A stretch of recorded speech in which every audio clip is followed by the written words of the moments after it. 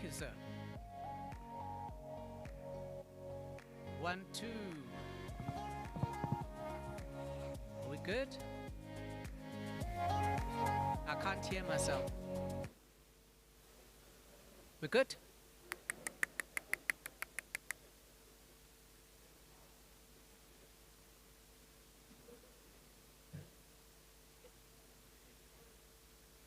Are we good? Might have to bring it a bit closer.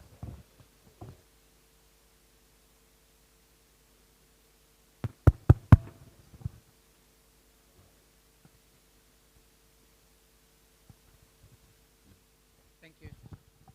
Thank you, sir. So if I disturb that meditative music, do pardon me. I don't know whether it was meditative or whether it was suggesting, but I suppose given the time of the year, you listen to that kind of music, it somewhat creates an impression that you're in some exotic island somewhere. You've done enough work for the day, enough work for the year, and now you just want to relax. Good afternoon, or rather good evening, ladies and gentlemen, distinguished guests, colleagues and partners, friends, the fraternity, and welcome to the Saice Ethics Imbizo 2025, a convening that no doubt treats infrastructure not only as just steel, stone, and software, but as public trust concretized. Our theme, ethical leadership and governance in the built environment, invites us to interrogate the moral architecture that underpins every tender, every drawing, every project steering committee, and every payment certificate. We meet in a country where infrastructure is both a promise and a warning. I say so because it is a promise, because of the brilliance and problem-solving capacity of our engineers gathered here and further afield. A warning because the gap between technical possibility and ethical delivery continues to test public faith. Ethics, as you would all know, it could never and it should never be considered a decorative extra, but rather it should be seen and perceived and embraced and accepted as the operating system. For we all know, if procurement collapses, delivery collapses. If oversight weakens, costs swell and structures fail. If leadership is transactional, legitimacy erodes. And when legitimacy erodes, democracy shakes. Tonight, we move beyond theory into applied ethics.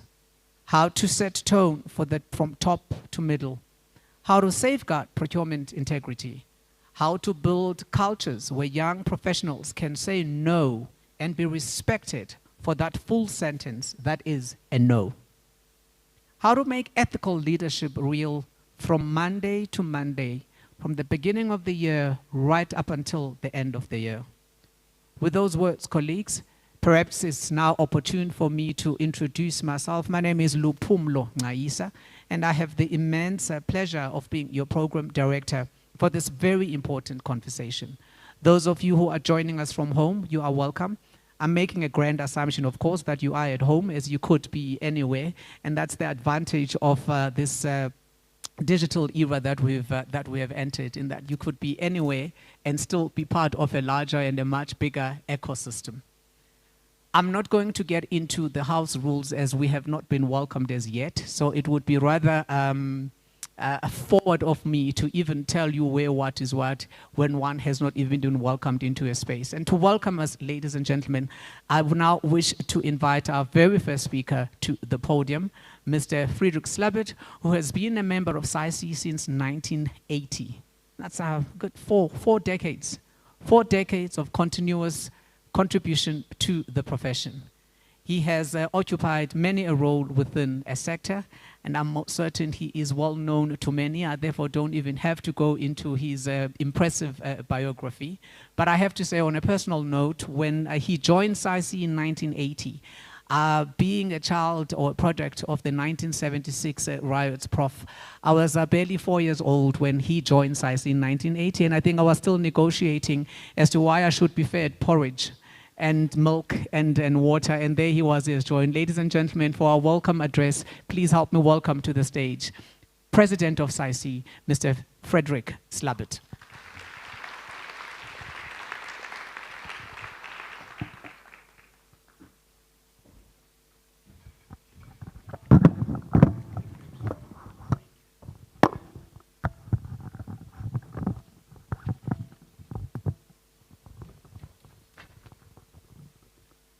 The lights are so bright, I can't see you, but I'll do my best.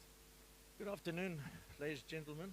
Thank you, Lupumlu, for the welcome. Before I start with the welcoming task that I have, I think I need to just share a few important notes, try to set the scene. I always try to make sure that we're all on the same page after the welcome. So let's start with the Imbizo. That is that Zulu word that says we need to get together. That means that something is wrong. We need to deal with that. That is the king of the Zulus that would say, come, all you leaders, come and let us talk. But that discussion needs to be honest. It needs to be such that people also listen very carefully. And then, out of that, they should follow true solutions. We cannot just talk without making sure that there are deliverables. So, we also know that infrastructure is really the method in way civil engineering is serving society. Because without the infrastructure, our society will suffer.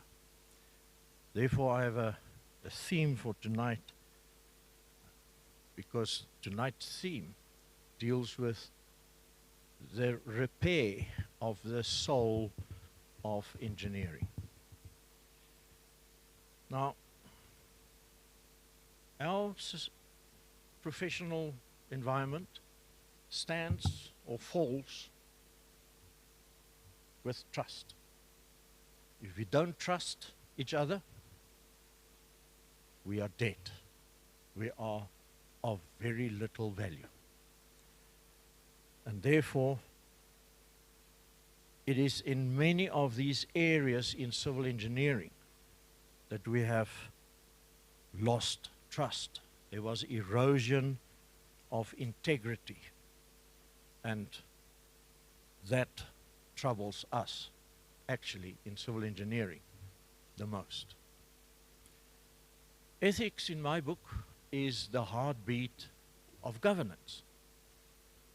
Earlier in the year, at the Big Five Construct exhibition, I had a session, and you're lucky tonight, the panelists, they all appeared. That day, I was the only one, so I had the full 45 minutes. And in that 45 minutes, I said the most important part of governance and sustainable infrastructure is the matter of accountability, transparency, and delivery. And those are the pillars of governance. But ethics is the soul of governance, because we can have all the accountability, but if we don't believe in what we are doing and focus on the ethical matters, we are just ticking boxes. Through this year, I have found that we are not lacking of engineering knowledge, but there's, if I say something wrong, but we have a lack of ethical leadership. And until we don't fix that, we may not fix the engineering and the lack of infrastructure that we believe we need. Therefore, we must move from compliance. I have done this, comply with this regulation. I have complied. And we need to move from compliance to conscience. The question is simple. Would I still make that decision if my decision is tomorrow in the public domain? Does the project that I'm involved with serving the community or serving the client? Does it serve society? Compliance ensures legacy, but conscience ensures humanity. Because without being true to yourself, how do you speak to someone and know behind you are things that you can't defend? Now, in this whole process, we need to say, but how do we deal with the youngsters? You've mentioned it. How do we deal with them? Every time a senior engineer models honesty or restraint, they teach the entire generation that follows after him or her what is integrity that is not negotiable. Ethical mentorship is not about teaching rules. It is about cultivating conscience. To be there every day the same and the best you can. So we need to start rebuilding the social contract. Be transparent in how we make decisions and manage resources. Be accountable for the outcomes of our professional work. Lead restoratively. How do we fix things? We cannot continue on the path that we are. Repair what is broken. Closing my welcome. We build more than structures. We build trust. We strengthen more than systems. We strengthen society. And that is the integrity and the ethics that need to be considered while we consider infrastructure. Enough said as an introduction. It is really my honor, deepest honor, to welcome you all. Panelists, experienced people, prof, academia, colleagues of Saice, friends of Saice. Thank you for making time. Thanks to DRA. Thanks will come later. It's part, when I say welcome, I need to also say thanks. Today is more than just an engagement.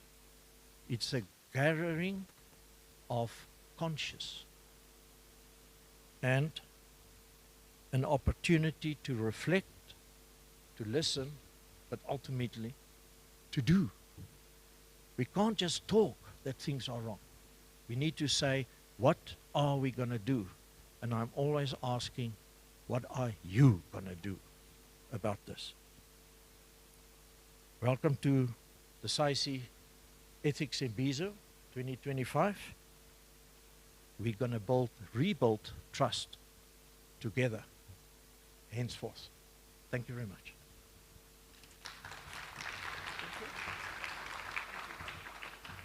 Thank you, Mr. President.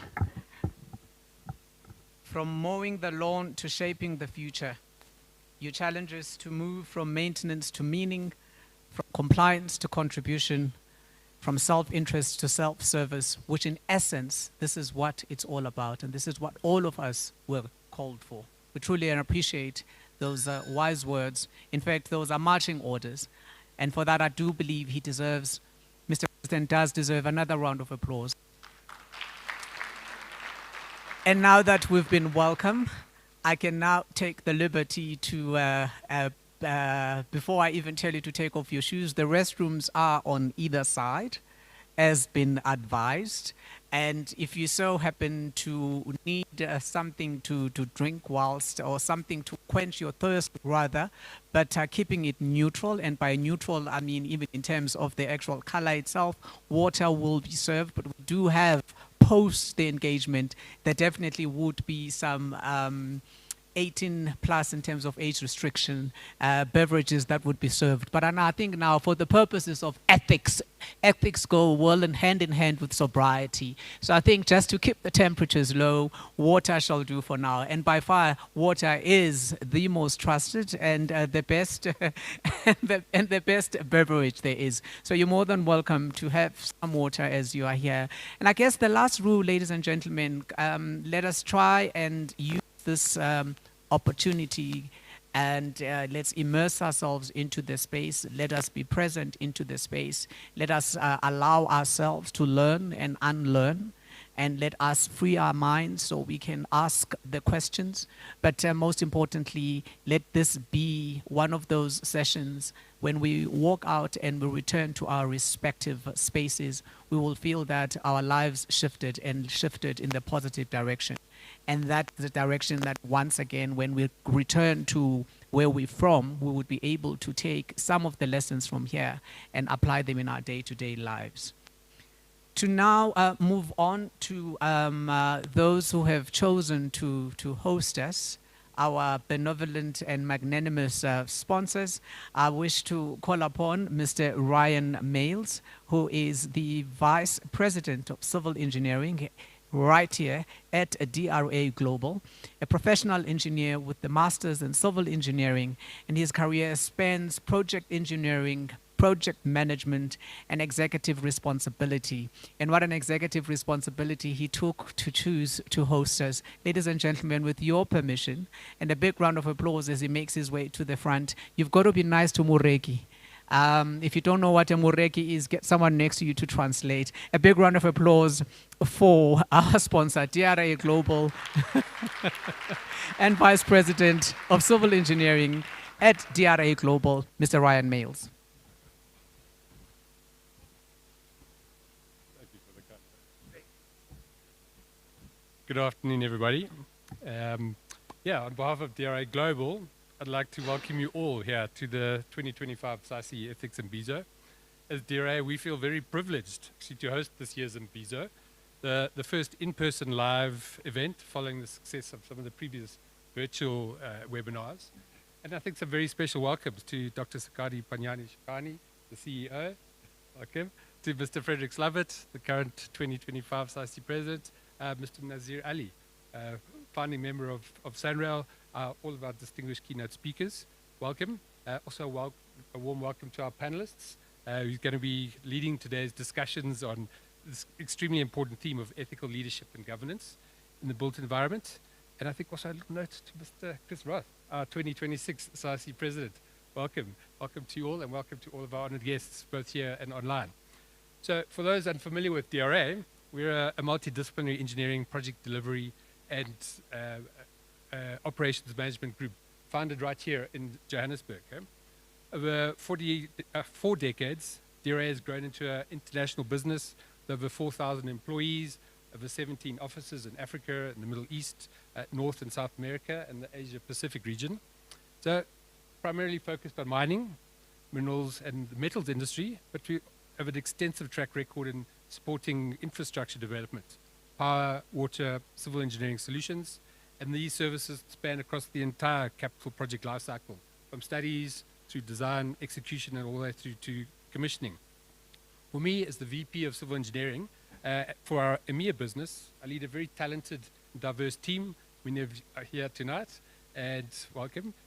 Just over 70 professionals, civil engineering, quantity surveying, and construction management, including 42 EXA registered professionals. So we're responsible for all of the civil engineering for DRA across our projects, which is from design, stakeholder engagement, to contractor procurement, management, from small brownfields upgrades to large greenfield developments across South Africa and the wider Imbizo region. Now, this may sound suspiciously like marketing talk, but it's relevant. I believe this broad exposure to a multitude of projects across various regions gives us a very good insight into ethical issues in infrastructure project delivery, and that we're here to explore today. Even though most of our clients are typically private or listed companies, not necessarily state or donor-funded institutions, we face many of the same ethical challenges. If not properly addressed, these can seriously affect project outcomes, and with them, the environment, our communities, and our reputations as professionals. I completely agree with Dr. Shikani's comments on Global Ethics Day, that we need integrity-driven leadership across both the public and the private sector to restore confidence in infrastructure delivery. I was also struck by a statement that ethics should be embedded in the DNA of engineering practice as a lived experience, fostered through critical thinking and ethical reflection at every stage of our careers. So, as ethical engineering leaders, we are responsible to set the tone. The bedrock of this responsibility is our values and our ethics. At DRA, our core values are safety, excellence, people, trust, integrity, and courage. We espouse these values, we are directed by these values, and most importantly, we live them. To your point, Mr. Slavic. They aren't just words on a policy document, they're embedded in our KPIs, and every employee here at DRA is measured not only by performance, but within our department, but how they live these values and how we put them into action.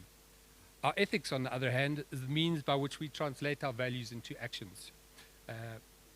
Whilst our values define what we believe, our ethics govern how we conduct ourselves. Together, they form the foundation of professional integrity.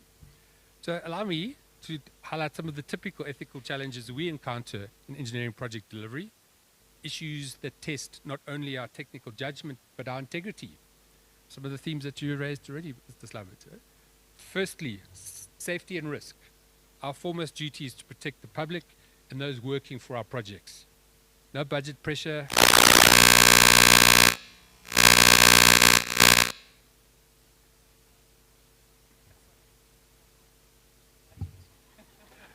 No budget pressure, deadline, or shortcuts should ever come at the expense of safety.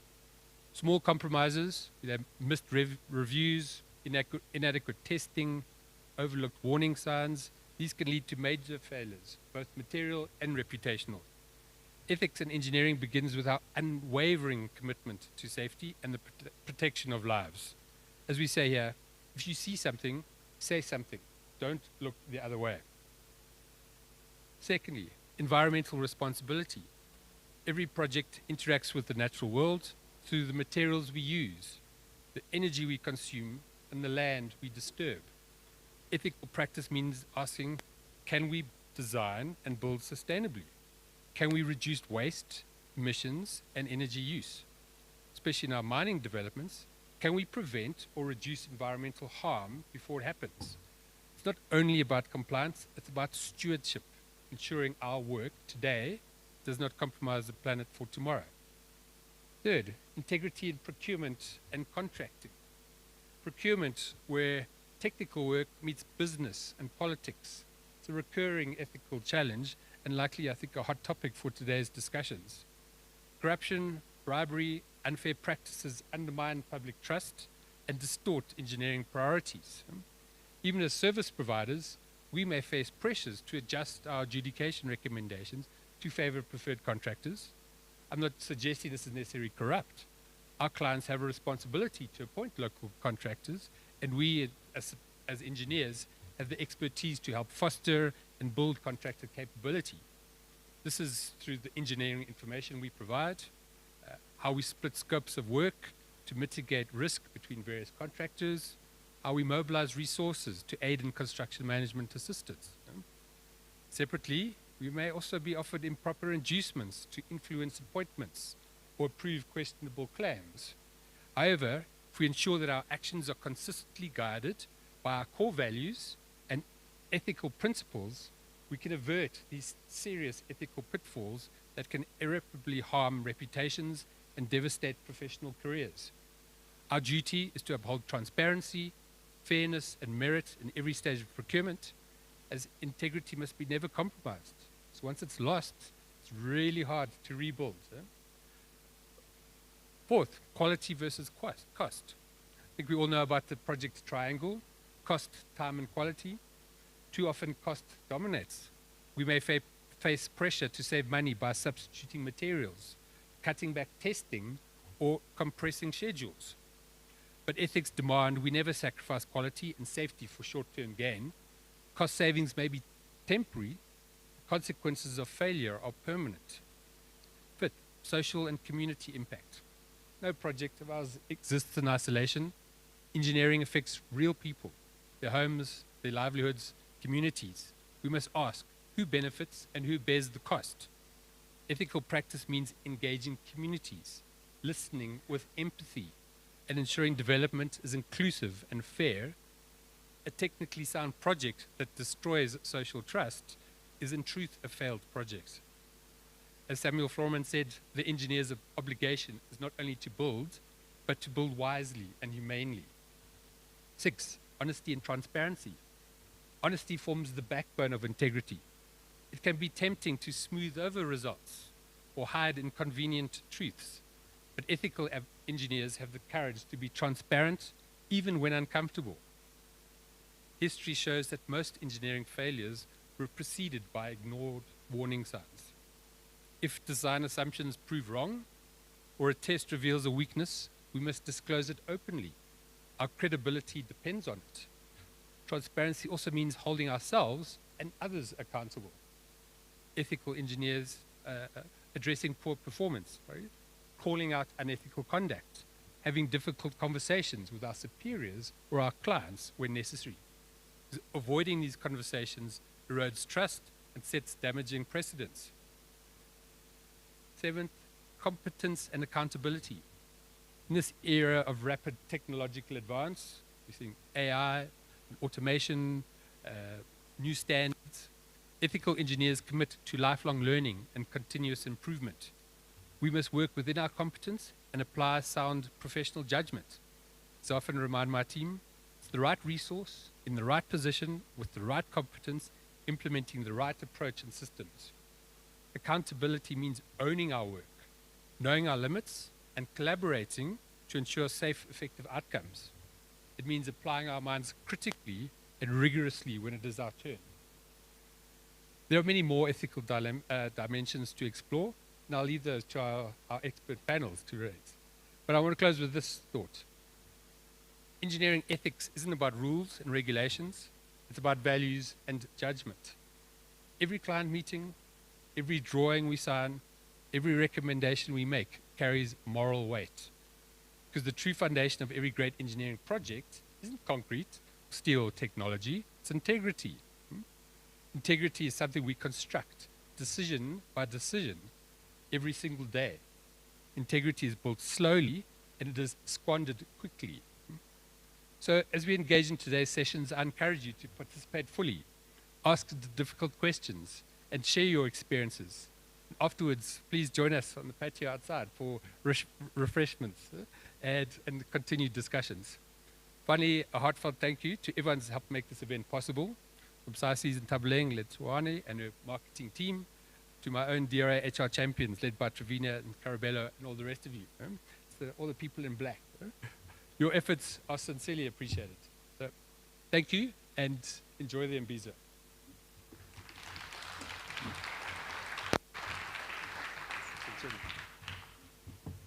Thank you, Mr. Males, and thank you for those words. And yes, now you have heard it from the master himself. What I made mention of about post session drinks outside is now no longer a rumor. It has been confirmed, so it's not a lie. Our keynote speaker, ladies and gentlemen, is someone who is widely regarded as one of the most influential figures in modern South African engineering and infrastructure.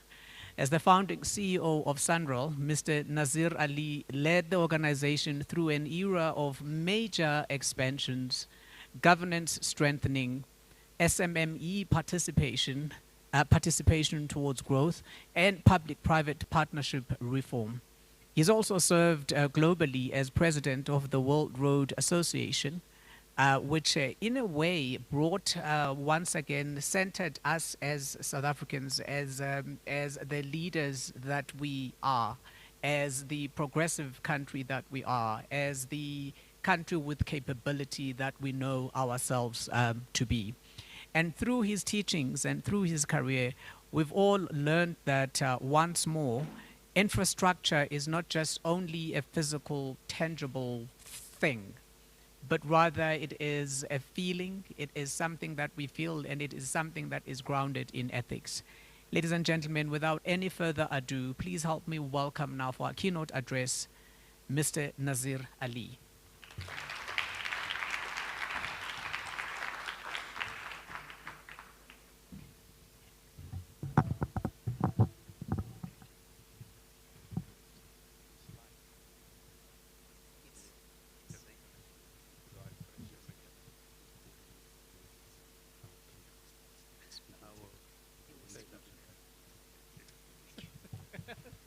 Good afternoon, everyone. I was just checking as to what the procedure is going to be here regarding the slides.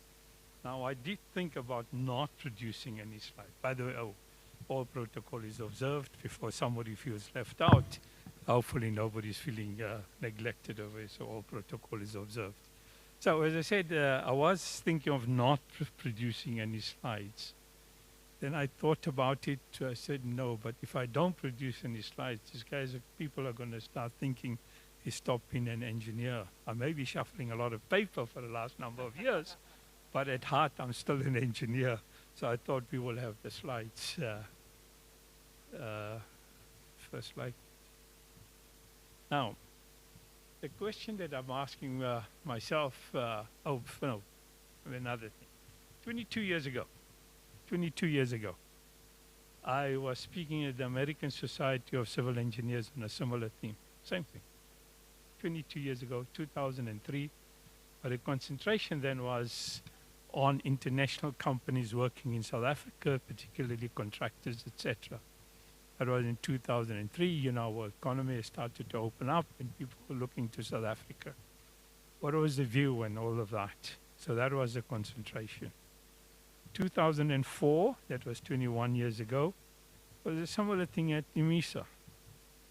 I remember going to Imbizo at that time where people looked at me thinking, this guy must be crazy, what's he talking about? Then came 2011. I don't know how many of you are aware of what happened around the time when we were building all this infrastructure during the World Cup. Preparing ourselves for whether it was the stadiums. By the way, the roads we had always planned for it, but people thought it was for the World Cup. So I said, fine, I don't mind. But it was all planned. We had a very unfortunate incident, and I don't know how many of you are aware of the collusion that took place. But I doubt if any of you know what the outcome of that was.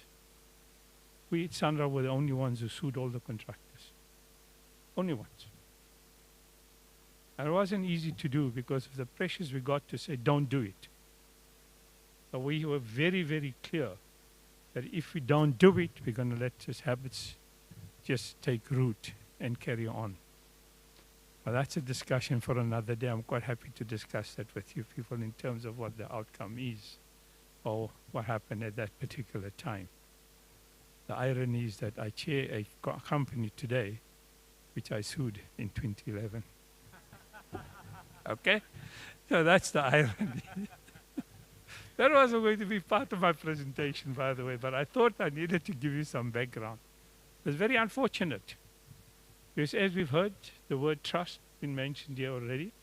That is what happened. And it was because of the breaking of the trust that we decided we are going to sue the people. And that's what it, as I said, we can discuss this on another day in terms of what the outcome was around this. So the question I've always been asking for myself as to who creates the infrastructure and what is the purpose of this creation of the infrastructure. I'm just looking at my time, MC. Yeah. What I said earlier doesn't count part of my 25 minutes.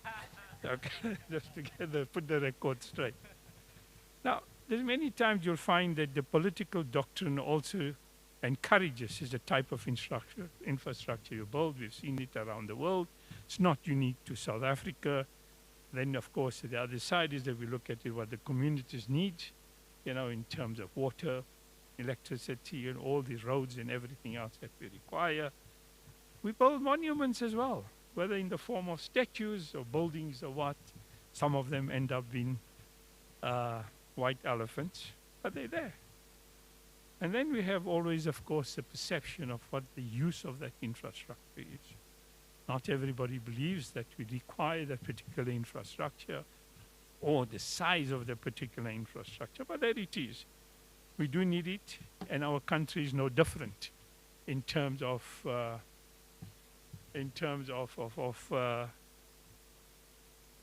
things that I've just mentioned as well. Just want to talk about the values and principles.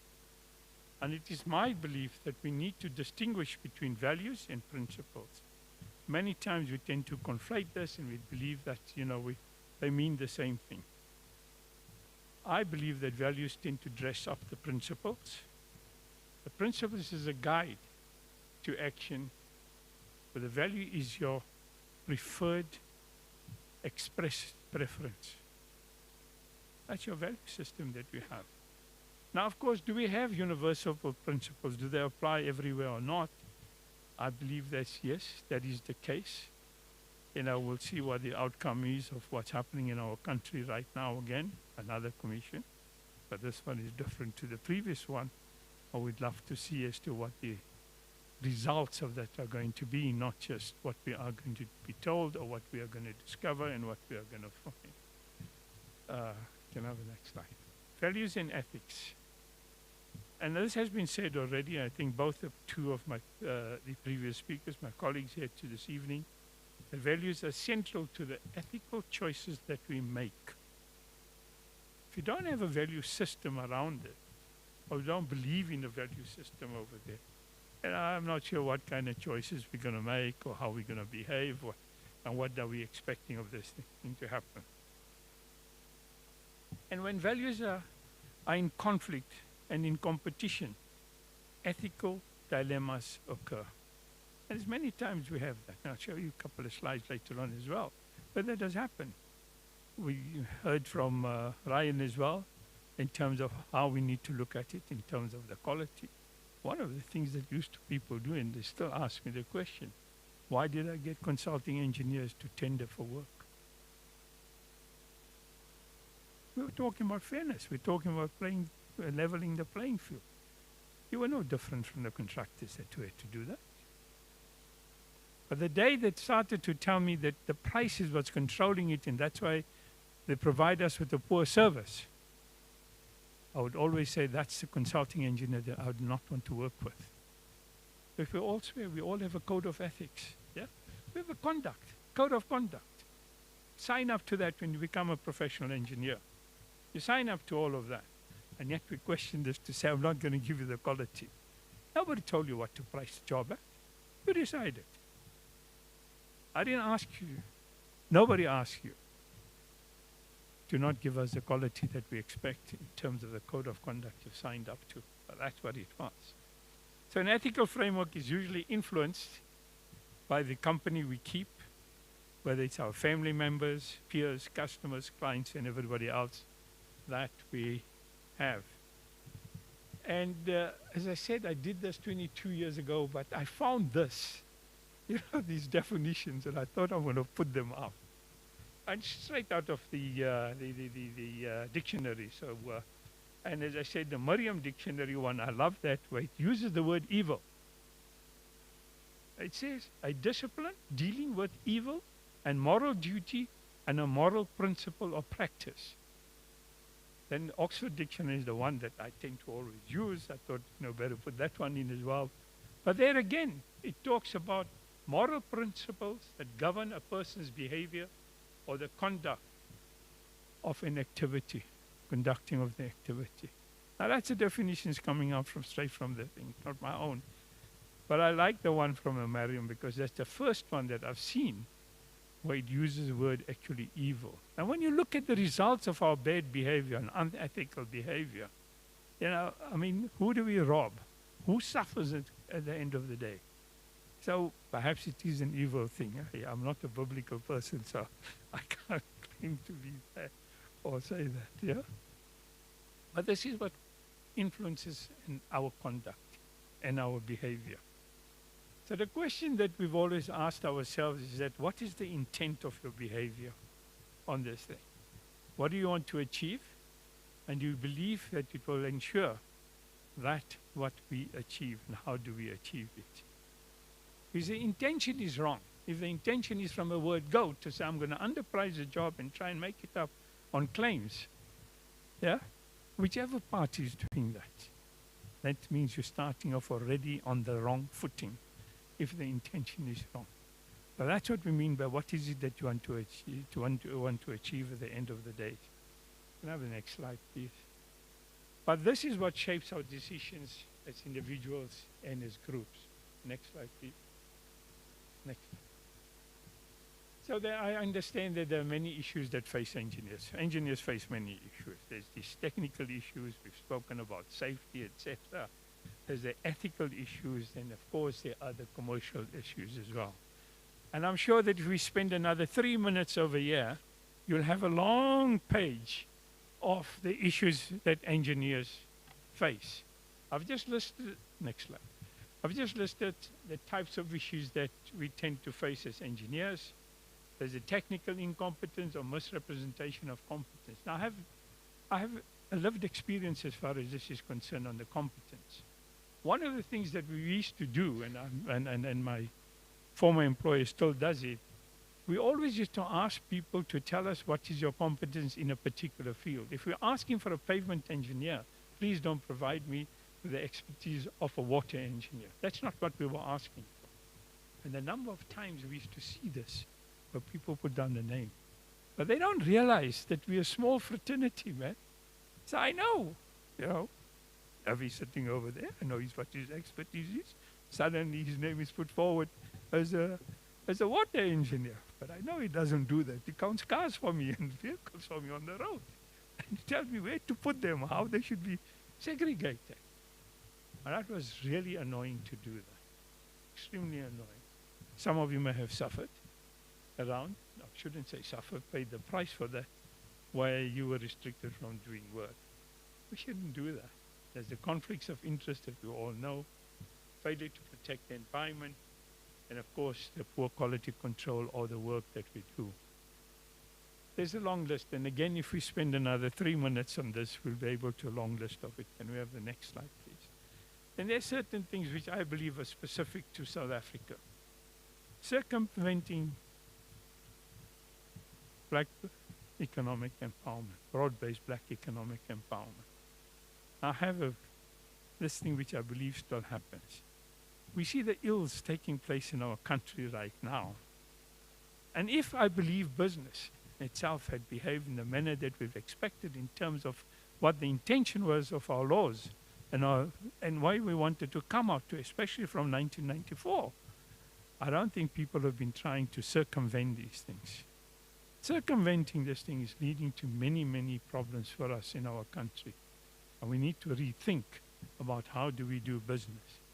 The fronting, you know, I have the right color of my skin. I rent my skin out. Hey, maybe that's the way that I want to earn a living. You know, so there's the fronting that takes place over there, cartels. Then, of course, in the last couple of years, the rise of the various types of mafias in our industry. It's really sad.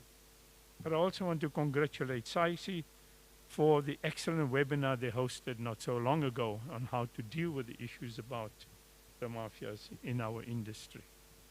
One can also ask as to, you know, what has given rise to that? Is it because we were trying to circumvent broad-based black economic empowerment that has risen to this, or is it simply greed? I have no idea what it is, and again, I'm sure each one of us will have a different view on this. Then there's the issues around administrative corruption. And our president of Saice mentioned a couple of things around here about the bribes, etc., and so forth, as to what we want to do. Next slide. And then there is, of course, corporate corruption as well.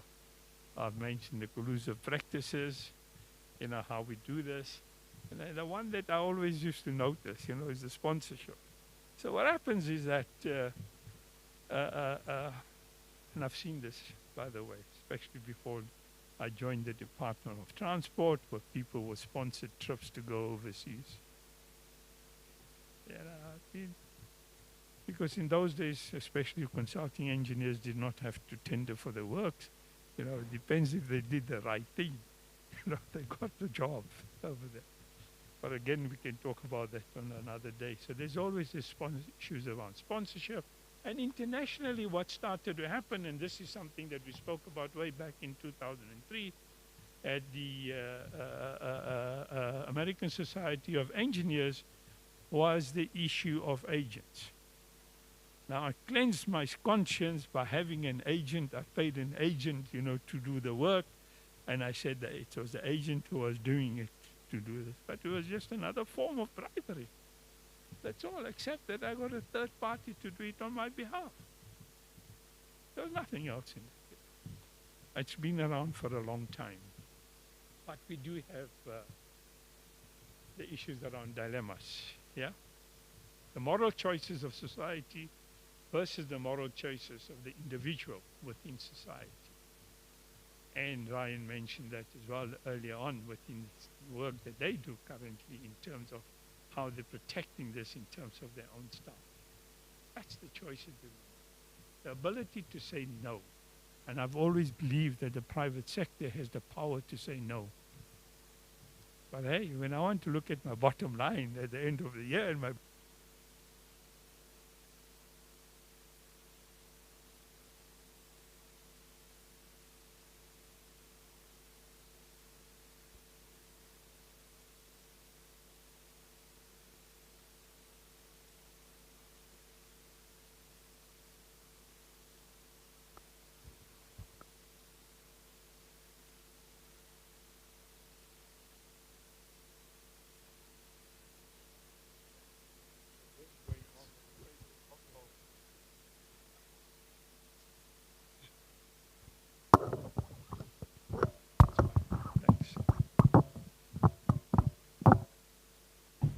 what I was saying was that doing what is morally right may not, you know, serve the purpose that you want when you're looking at your bottom line around it. But individually, as an individual, you'll sleep better. You'll sleep better. That you won't have to worry about who's coming to knock on my door again for their share of the spoils. Or when doing what is morally wrong, you know, again, it may reflect better on my on the profits. I may get my bonus because I've done it. But hopefully that person who does that is sleeping better at night and not worried about the knock on the door from either those that you had promised to be in cahoots with, or the long arm of the law has suddenly got hold of you. There was a nice cartoon by Zapiro 2 days ago. I don't know about the long arm of the law. You must try and find it. I see nodding the head. Next slide. So we do have laws in South Africa. We have many laws, and they're excellent. People around the world, you know, believe that our laws are very, very good. I mean, it wasn't not so long ago, like for the King Report that we're doing, the number of countries who have actually adopted the King Report as well, and how business should be done. And that, you know, so we have all of these things. There's three that I particularly want to mention. One is the PRECA law, Prevention and Combating of Corrupt Activities Act of 2004. We have that one. Now that one, as far as I can recall, tells you very straight that even if you are suspecting of some form of corruption or bribery or something going wrong, you should be reporting it. But hey, the Madlanga Commission is telling us something different. Maybe that's why we don't do anything about the PRECA Act, right? Then the Financial Intelligence Center Act. I mean, you know, and unfortunately or fortunately, depending on which you look at it, I know some people in big business over there, the monies that get transferred. Every year, I get a piece of paper from a bank. Fill in this form because we're doing a FICA on you. We want to know where you get your money from. It's like one businessman one day told me, says, Nazir, you know, You'll find a lot of us have accounts in Dubai these days. If you go with 2 or 3 million rands, yeah, you'll have to fill in millions of forms, and there's going to be millions of questions to where you got the money from. But go with a couple of 100 million, things will be done easily. Red carpets will be rolled out for you, and that's what we do. There's a very good thing from Transparency International. This was a 2024 report that I saw in terms of where the money, the stolen money, the ill-gotten gains end up. And you'll be surprised at which banks and which countries. It may change in New York. I don't know. That's one of the places where these things end. But with the recent elections in New York, maybe that may change. I hope so. Fingers crossed for the man around in New York. Then there's the Protected Disclosures Act as well. That is meant to be safeguarding our whistleblowers. But again, the implementation of our laws are poor. Our laws are excellent. It's like I always tell people, our policies are excellent. But they're always collecting dust because we're poor in implementation. Yeah? So you have then international laws as well. Now, the one that I always used to like, yeah, and I remember talking and praising those one very highly around in 2003 was the Foreign Corrupt Practices Act of the United States of 1977. That really was a harsh law. If you got caught paying a bribe or anything of that sort. Unlike Germany, I can mention. If you paid a bribe to get the job, or you didn't get the job after paying the bribe, it was tax deductible. They only changed that in 1994. Go and check. It was tax deductible. Yeah. So you had the OECD Convention on Combating Bribery of Foreign Public Officials in International Business Structure. Only came up in 1997. But prior to that, yeah, you got a tax break, you know what I mean? You know, we can do these things. And we have a whole lot of them as well. As you can see, these are international laws. Next. But folks, this is what I believe, man. This is a jungle over there, of ethics. I call it deliberately a jungle over there. You have laws, you have dilemmas, the prophets, the costs, etc. But also we need to recognize the society is not monolithic. It's not homogeneous. We all have different interests about it. It is fissured. Fissured by competing interests. Fissured by competing interests that we have. Businesses, I understand. I've been both in the private and public sector, by the way, just to tell people about it, thinking that I've only been in the... Because bribery and corruption happens from both sides. It takes two to tango. Let's just not think that one. It's always a question of who initiates this thing and what the intent is around that. So these interests are complex and contradictory. They're driven in business by profits, self-interest. That is what it is driven. And that's what I ask for, make an appeal to them to rethink about that. Society is varied, depending on the issue it is. I may agree with you on something here today, as an individual or within the group of society, but I may not, I may disagree with you on something else. Or we're in the same club. We're in the same club. You know, we're hammering the bribe takers and the bribe givers and all of that business. But man, on something else, you know, my brother was involved, so maybe I must have another think about it. So there's always the conflict between societal interests and the interests of the individual that we have. So as I said, we have all the legislation, etc., but I do not believe that laws prevent unethical behavior. They don't believe. We have compliance systems, and that's the President also mentioned about that, as to what we have, but that is not sufficient.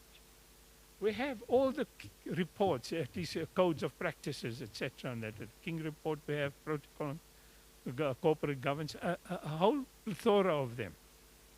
So we have this complex array of different but linked paradigms. And how do we deal with these complexities that we face, even in our daily lives? Even in our daily lives. So I found this thing a long time ago from Mahatma Gandhi, and when I keep on reading it, and I did this, by the way, dug this out, September. Farik, those of you that were there, had their annual meeting in Cape Town, and for my sins, I was asked to come and be on the panel to discuss the same thing. The same thing. So that's what I went to go and look for. I remembered this. The Mahatma Gandhi talks about wealth without work, politics without principles, and commerce without morality. I'll leave that thought with you guys to ponder on and think about as to which way. So, what do we need to do? We're talking about best practices to be overcoming this and to dealing with these complexities that we have, right? And I don't believe that these things should be just industry specific. I believe that they need to be universal. And I'm asking the question about whether this is the solution. Good governance, and we've heard the word of good governance been mentioned here again. We'll get the slide now there. Gentlemen, can I have the next slide, please? Yeah, on good governance. There's all these things about our fiduciary obligations, the liabilities and accountability. We need to have better, I believe, peer review mechanisms. That's what we need to have, peer review mechanisms. We need that respect. Because ethics is not part of a process. It is the framework within which business must be conducted. It's not part of a process, the framework that we need to do that. And a peer review mechanism will help us, I believe, a long way in providing the ethical leadership that we require. And I'm hoping that we all, or at least most of us, agree that in a situation like this, peer reviews, peer pressures, etc., will help us find the right way of doing business which is more acceptable than is happening. So we need to, I believe, be vigilant protection of our hard-won freedoms, and I talk this specifically in the terms of the South African context. Our efforts, obligations, and conduct must materialize in the actual practice. We can't just be talking about these things, we need to see that. Respect, dignity of the individual. I believe that's extremely, extremely, extremely important. If we do not, take the dignity away of an individual, yeah, we appreciate the individual for whatever the individual is. I think we'll go a long way in the kind of support system that we'll be able to build for each other to avoid the kind of, and deal, I should say, not avoid, but deal with the challenges that we face in the businesses we do. So we need to strengthen organs of civil society. And this is one thing I must say, in South Africa, I do believe our civil society is very vibrant. And we need to do that. A lot of the things that are coming out in the open is because of the strength of our civil society organs in South Africa. So we've got to make actions, policies, regulations relevant to our own activities. Next.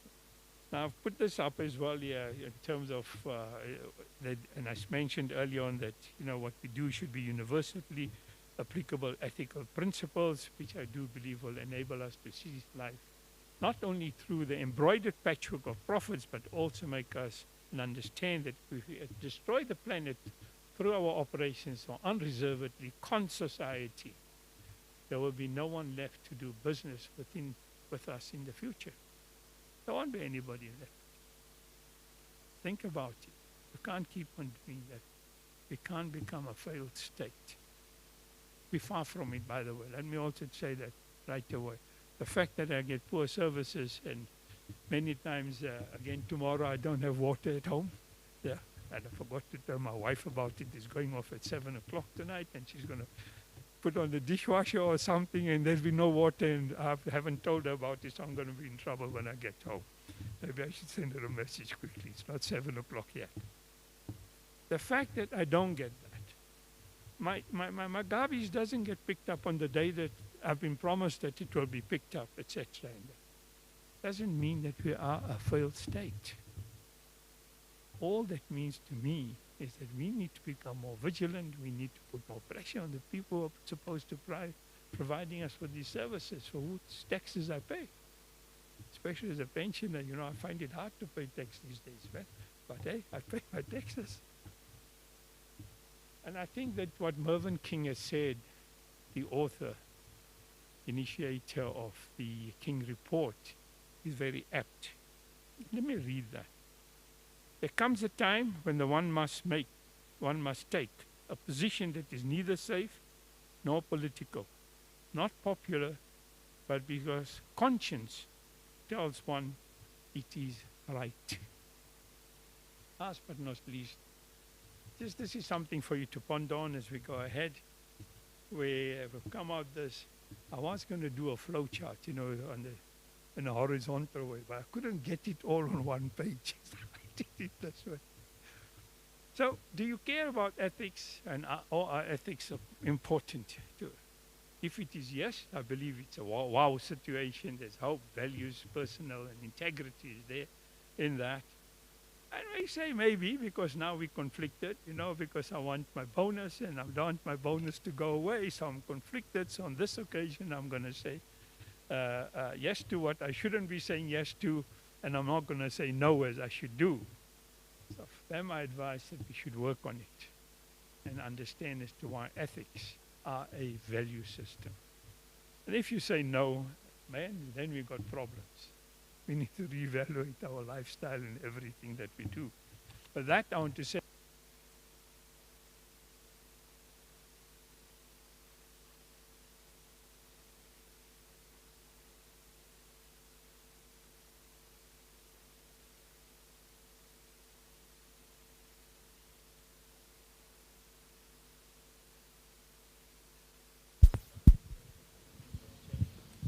Other respects it has not.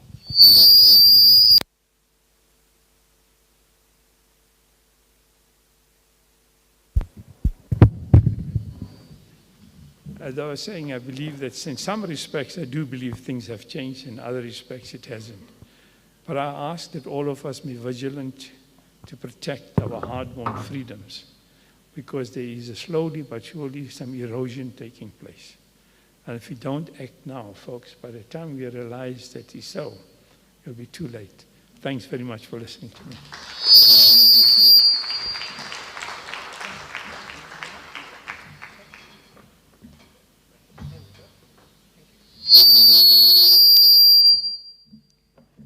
A big round of applause there and a big round of appreciation. It is unfortunate, owing to time, I will not do my own recap. However, Mr. Ali, we will call you upon later on, because I have no doubt those who are in the audience would have some questions pertaining to what you shared. At the center of it really is, it is becoming more and more apparent, if it is that we are to win this war on ethics, on integrity, on good governance, the onus is on us as individuals. We're now going to move on to the panel, the actual conversation, and I'm going to call upon our panelists. I wish for them, as I mentioned their names, I will not be elaborate in their introductions because we've lost time. But I'm sure we will all familiar.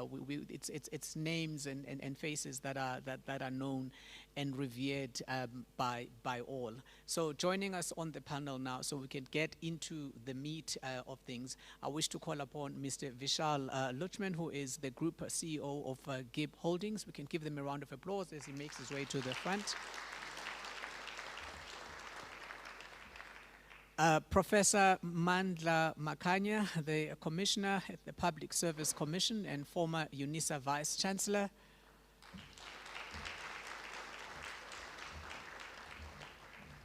The rose among the thorns, Ms. Sekadi Pajane Sakane, CEO of Saice. Please be careful. Last but not least, Mr. Chris Adobe, who's the Senior Manager at Organizational Ethics from the Ethics Institute.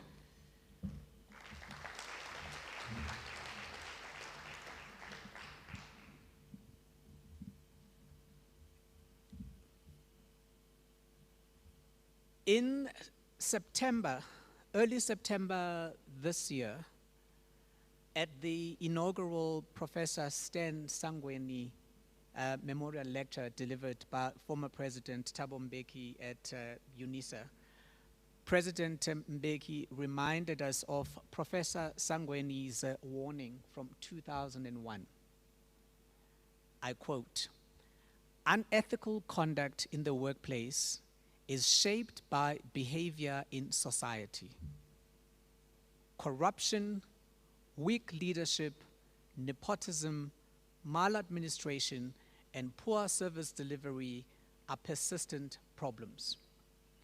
2 decades, end quote. 2 decades later, this remains painfully accurate. According to the SIU, more than 27 billion in infrastructure expenditure has been flagged as irregular in the last 5 years. The CIDB reports that 1 in 3 construction professionals has faced pressure to compromise standards. Colleagues, you would agree these are not just technical failures, but these are indeed moral fractures. If the workplace mirrors society, then resorting to ethics in engineering is not professional housekeeping. It should be seen as a national reconstruction. So before we begin, I'd like to do a quick pulse check, and you two are also involved on this. I'm going to ask our panel members on a scale of 1 to 5, with 1 being ethically bankrupt and 5 being morally sound. How would you rate South Africa's built environment's ethics? And briefly, why? On a scale of 1 to 5, starting with you. Maybe I take the easy answer and go in the middle. With the middle. Maybe I say a 3. We've got a 3 there. Please do keep the scores for me. We are all in this together. We've got a 3 there. Prof? Well, I'm not sure, but most probably it may be at 2. There's a 2 coming in. Ms. Sekadi? I would go for 2.2. We go for 2.2. We had a middle, we had a 2, we had a 2.2. Chris? Yeah, these are always tough questions. I'm not sure that there's one answer for everybody. Mm-hmm. I think if you look at things like the construction mafia and how hard that is to navigate procurement irregularities, that's one thing, but you also at the same time get professionalism in other areas. So yeah, I'm going to go for 3.13. 3.13. Who's tallying? I ask this specifically as I wish for us to locate this conversation, and also as I am asking my dearest panelists, and this is the question that we should be asking ourselves as individuals, because ultimately this goes back to us as individuals. I am most certain, gathered here, never in our imagination did we ever think 30 years into our democracy that we would actually find ourselves having to score below 3. It's an indictment on the rot, the erosion that has been spoken of, and how corrosive and how devastating the situation is out there. The ethical deficit continues to be a cancer that is gnawing not only in the built environment, but across sectors.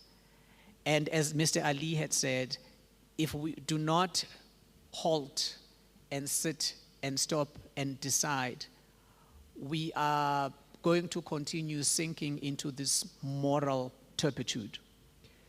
Now, getting into the conversation, Vishal, we're going to start with you. You lead one of the continent's major engineering consultancies. The pressure to deliver, to win bids, to manage costs at the same time, as the AMA 2000, as the 2000s would say, that pressure is real. It's something that exists. How do leaders protect ethical decision making when commercial pressure continues to intensify? There needs to be, well, I'll talk from my perspective. There needs to be the leader themselves that needs to drive the narrative. So it is becoming, and it has becoming for a long period now, more and more difficult to trade in an ethical space. So what that has meant is that we need to look for clients that will appreciate our values as a firm. And we need to find these clients. And that's what takes a lot of effort. We are constantly bombarded with opportunities where we could, deviate from I wouldn't, deviate from the normal processes in order to facilitate. Being a large firm, many entities would like to sort of whitewash their activities through the firm, where one will believe that if you're working with a large firm, you're assumed to be ethical. So it becomes difficult to do so. We have had to expand our geographies. We've had to expand our client base. We've had to look internationally to work in places where our services and our intentions to serve the client and the client's clients are well received. And that pressure you speak of is real. And that is my daily job, is to look for where can we participate where the values of the firm are appreciated and well received. The second part is, which is becoming more and more relevant, is the safety of our people. Mm-hmm. Our people are put in compromising positions when one goes down the wrong road. And we are discouraging our engineers from becoming engineers as a result. That is perhaps why engineering profession is perhaps declining to some extent. So the sustainability of our firm is based on us having young people coming through and encouraging them. But if you live in a world of hopelessness and you see the immorality in the environment, it discourages one from actually doing engineering. So that is why I sit here to talk and encourage our engineers as well to say, and even in my organization, stay true to yourself, be yourself, live the values, because our ultimate goal is that we are going to be serving clients and users of the asset who will not know who we are. And I don't want them to know who we are. Because if they start to know who we are, that means I did something wrong.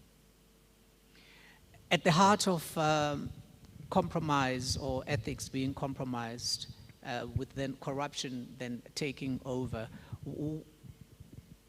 procurement is at the center of it all. Yes. Now, where would you say are the most common procurement integrity risk points? And how do you intervene early? Well, we have tested procurement methodologies. In other words, we've put in bids. We see how how it plays out. For example, one simple one is the duration of time you are given to prepare a bid. If I see that I'm given a week to prepare it, I know it's not for me. Mm-hmm. Because I know somebody else has already prepared half the bid and is ready to submit. So I do not bid for that. Mm-hmm. The second thing is I do a lot of client engagements, and I can feel when clients want to work with you and don't want to work with you. So in that case, I don't bid as well. The problem is I'm finding it happening more and more.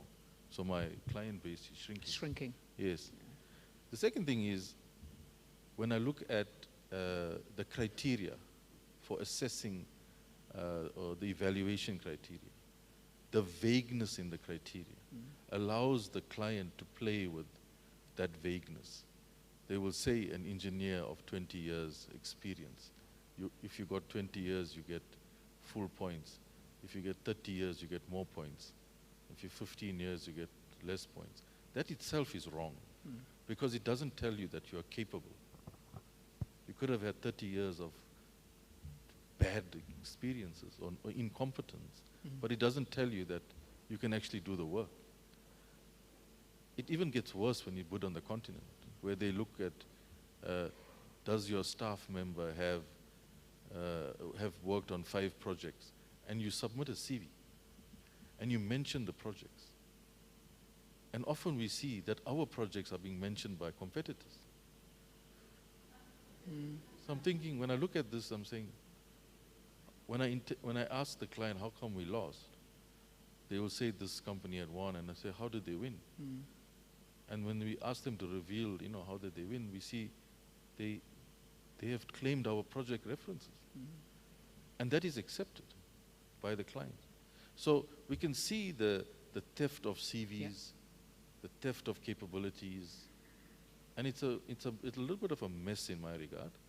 And when we see thresholds dropped, Mr. Ali and Sandra, case in point, when the threshold drops, technical threshold, Sandra was one of the entities that had a very high technical threshold. In other words, when you sum up all your capabilities and references and past experiences, etc., you needed to clear like a 75% threshold and get a mark before you enter the pricing part of it. But now when you drop it to 60, it's not really a hurdle anymore, because now excellence is getting compromised. And I'm pushing for excellence in my team, and that comes at a price. But when you drop the threshold, it means you are accepting lower quality. Absolutely. So that's the play. And when you start accepting lower quality, in my mind, that's unethical behavior, because why did you drop your thresholds? And then on the pricing side, it's absolutely phenomenal what happens there. I mean, that's just crazy stuff there, where people are taking pages out of a document in the middle of the night and putting another page in after they've opened up all the bids before they actually disclose the financials. It's the secrecy behind it and the play behind it. And that is phenomenal, what's happening on the pricing side. I can spend a long time telling you that story. But phenomenal and scary.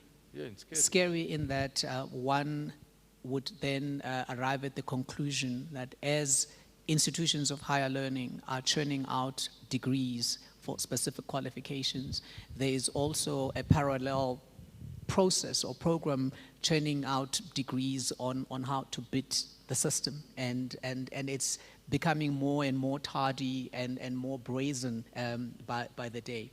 Let's now move it to the public sector space. Prof, you serve at the Public Service Commission, and that's pretty much where institutional integrity is measured against public trust. What would you say are the recurring governance gaps in public infrastructure procurement? Well, let me say that the biggest challenge that we need to accept is that the environment is devoid of ethics. And as a result, what you'll then find is that those who more often than not present themselves, are doing so, in a manner, as you've heard, the leadership of Saice indicating earlier, that because you see such opportunities as going to be at least, propping up your opportunities at the expense of your honesty, that basically then throws it out of the window almost immediately. So that is why then you find that, just to cite a simple example, that if you look at the kinds of challenges that we are confronting currently, that we are looking or assuming that it might only happen, for instance, if we are speaking about, high value, kinds of procurement opportunities. But you find that those who are operating in an environment, of cartels, understand the environment far better than we do. And they are always, steps ahead of us. So what they will do is not necessarily to worry about these high value procurement opportunities, because they assume that the level of scrutiny is fairly stringent. And they will therefore go for the ones that you will not necessarily be worried about. But because they have already worked out what we refer to as the ground, as it were, they've already found a way of ensuring that you should find opportunities that will consistently be talking about giving, these procurement opportunities that whose value will be below that particular threshold, so that you can simply not look anywhere beyond what could be expected because of the level of transparency that it will require. So what then they will be doing is to score far more at that level. But before you know it, what you had assumed could have been, for instance, a procurement that is of a value of 200,000, for argument's sake. They've gone for those in thousands. Yes, so cumulatively. Within a very short space of time. So by the time you wake up, they are already in full control. So they will then be doing it in a very, sophisticated fashion, where they will infiltrate those junior levels of operators, where your guards will obviously, most often than not, not necessarily be at least at that high level of consciousness. So that's how they win, because the kind of work that is happening at that level, is done in a more or less, quote unquote, a sophisticated manner, in an unconscious fashion, because they do not know what they are in for it. But the ones down the line are already in for it. So that is why at the end of the day, whatever you do, deliver to the same individuals. That is why at the end of the day, you find that what you thought was working, unfortunately, has not worked in a manner in which you would have liked to, which is why we're sitting with the kind of problem that we're sitting with at this point in time. So what then we need to think about is the extent to which we must accept that when we are talking about a level of honesty that is governed by integrity, how do we succeed to do it in a manner where, by definition, everything that you do is governed by these ethical considerations? Because that's the only way in which we shall win. But we will not only win because it is out there, because we'll simply just be ticking boxes. We will only win the day we say to ourselves, how do we begin to embed society within the same individuals? So, which is explained in this form, that the level of consciousness that is governed by ethics should not only be operating in the environment where we are as professionals, but it must be operating across the board within our own societies, so that those that are up and coming begin to live the same value system. It is not the value system of us because we happen to be engineers. It is the value system of us as a society. So what we'll then be doing at the end of the day is that we'll then build that value system in a manner that says that we shall account for this. But we'll be reporting to society rather than reporting to us as a profession. So let society then subject you to that level of scrutiny. But all these processes are hidden from ordinary members of society. So which is where success of those who are operators in this environment consistently eludes us. So it's a question of, Prof, this culture of ethical practice has to be cultivated from home, and it has to find expression in our day-to-day activities. It has to find expression in all the spheres and in all the spaces that we as individuals get to occupy. It can't just be a hat that you wear when you step into a specific space, which in this regard it would be the professional space. So one could then easily say, with the apparent erosion we have witnessed over, in particular the past 3 decades, 22 to 23 years, there then needs to be, I don't want to sound like an activist, but I think there needs to be a cultural revolution then, insofar as how do we then get the ethics to be embedded at a low and at a personal level. And I guess now this is where I bring you, Sekgadi, in terms of your responsibility as Saice, having heard what has just been shared, how do we then make integrity visible specifically for the membership? Thank you for that, Lupumlo. So Saice, as a voluntary association of about 10,000 members, one thing that we can say is that we are not biased. We don't represent the views of one person. We represent the views of all our members within the industry. So we all have a collective responsibility to make sure that this industry is successful. And when one of us fails, we all failed. I loved what Nazir said about peer review processes, about corporate citizenship. And that's what we do, because we're a community of civil engineers. And we need to keep each other accountable. And obviously, there are those who are not aligned to professional bodies. There are those who are not part of Saice, who cannot necessarily be kept accountable, if I can put it that way, in the biggest system. But we have a responsibility to keep on with our advocacy. We have a responsibility to ensure our members abide by our code of ethics. We have the responsibility to keep speaking at platforms like this, ensuring that we go into the universities, we teach the next generation, and we also model ethical behavior and ethical conduct. There's been many instances where we've gotten as engineers a bad rep.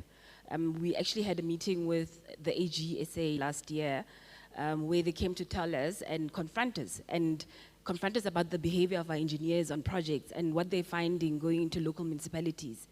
And we had to say there's a lot of myriad of factors that have contributed to that, but we will ensure that we raise the standard amongst our members and our engineers and what we portray that standard to be. So we will continue within the institution to raise that standard, to also promote excellence within our members, and never stop speaking about these touch points that affecting communities and affecting the fiscus, and affecting really the brand of engineering in general. Thank you, thank you. Chris, we'll come to you. Your work focuses on organizational ethics maturity. And how do organizations measure their ethical culture honestly? Yeah, it's a tough one. The only way to really measure culture is through some kind of survey, where you get the views, the representative views of your staff. And to me, the underlying question that needs to be asked is, how easy is it to do the right thing in this organization? Mm-hmm. How easy is it to live in line with your personal values? Is there pressure on you to bypass the rules, to do the wrong thing, or is there pressure on you to do the right thing? I think that's the underlying question of it all. What kind of environment is being created by leadership in that organization? And I think it's extremely difficult in this environment.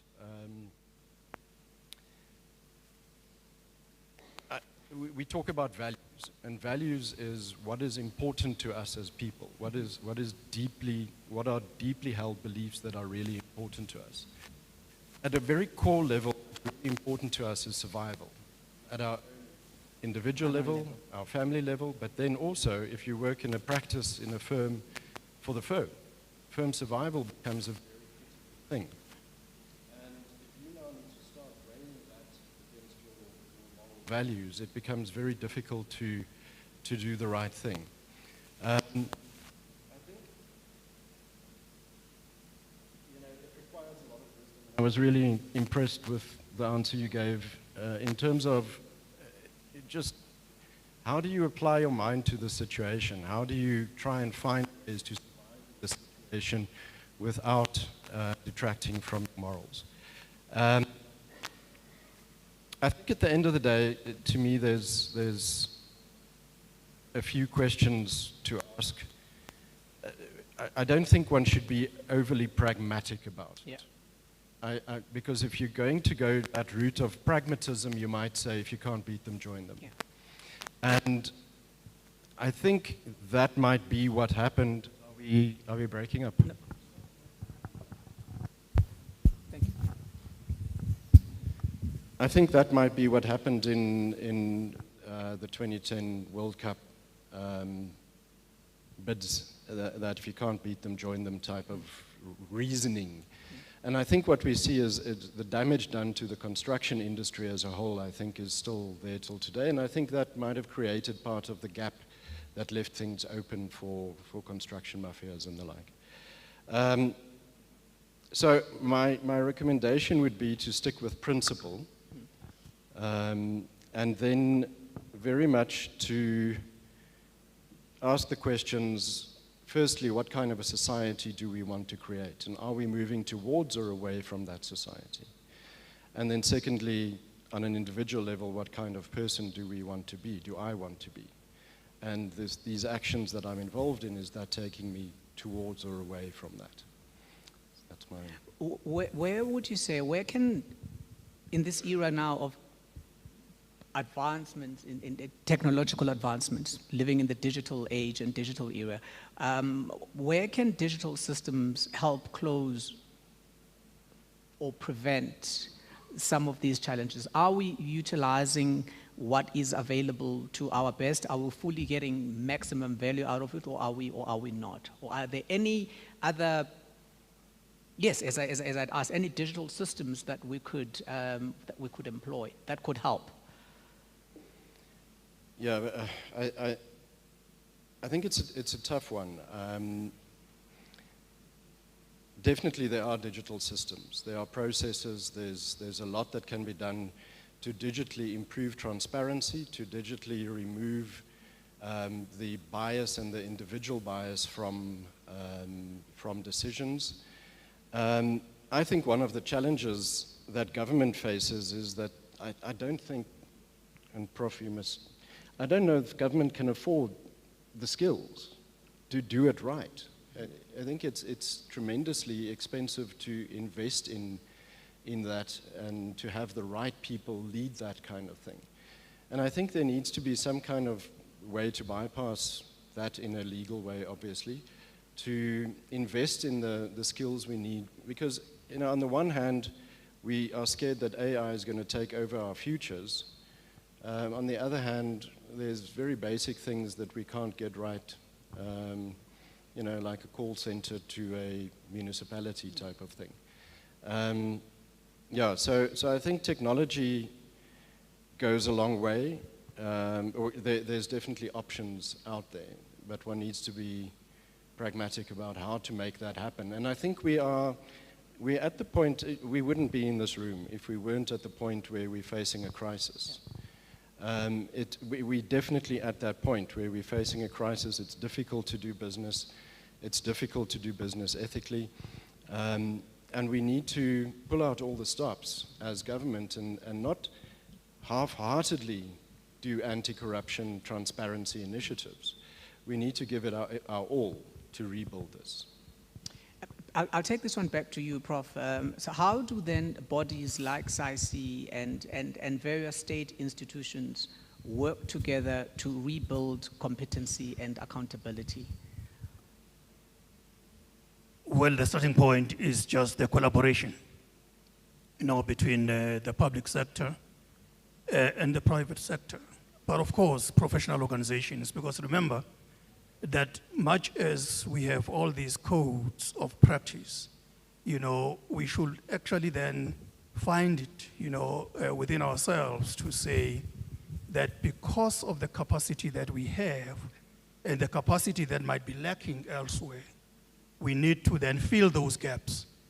But the collaboration that is then sought in this instance is the one that should result in ensuring that the entire process gets digitalized to an extent where you might find that those who might have actually had, you know, the kind of underhand, you know, motives will then be squeezed out, you know, of the process, because immediately when they are at that level, the transparency that you are beginning then to talk about is such that everyone can in fact have a direct view on the process itself, how it's unfolding, and who gets what, and at what expense, and what do they bring to the table. Because you can imagine a situation where I, for one, end up procuring a particular service that will be requiring someone with a competency that he has and I do not. So immediately when I understand that, by the way, by the time it is awarded to me, it will not just be me alone, it will be me and my society who will be at least exposed to that kind of information. I can assure you that the kinds of shenanigans that are currently at play will automatically go into hiding. And this is the only way in which we can do it. But if we are hoping that we can be working in silos, we are highly unlikely to succeed. So that's partly what, in my view, is the way to go. There was mention earlier on about the safety of engineers in particular operating in these dangerous spaces. And also one would imagine the ones who are most vulnerable would be the ones who are fairly new into the system, because entering into a workspace or work environment, whether you are trained or not trained, but there are just certain things that only the wisdom of experience or age could help you. Now, back to you, Vishal. You mentioned how you strive to train, but just at a practical level, to that young professional out there, how do we teach that young professional to be comfortable in saying that full sentence? Definitely not that comfortable. To be comfortable in saying no, because it's not easy. But how do you get that person to say no? How do we get them to, I always use this example, and I don't use it in a condescending manner. If there are people who can say no, it is security personnel.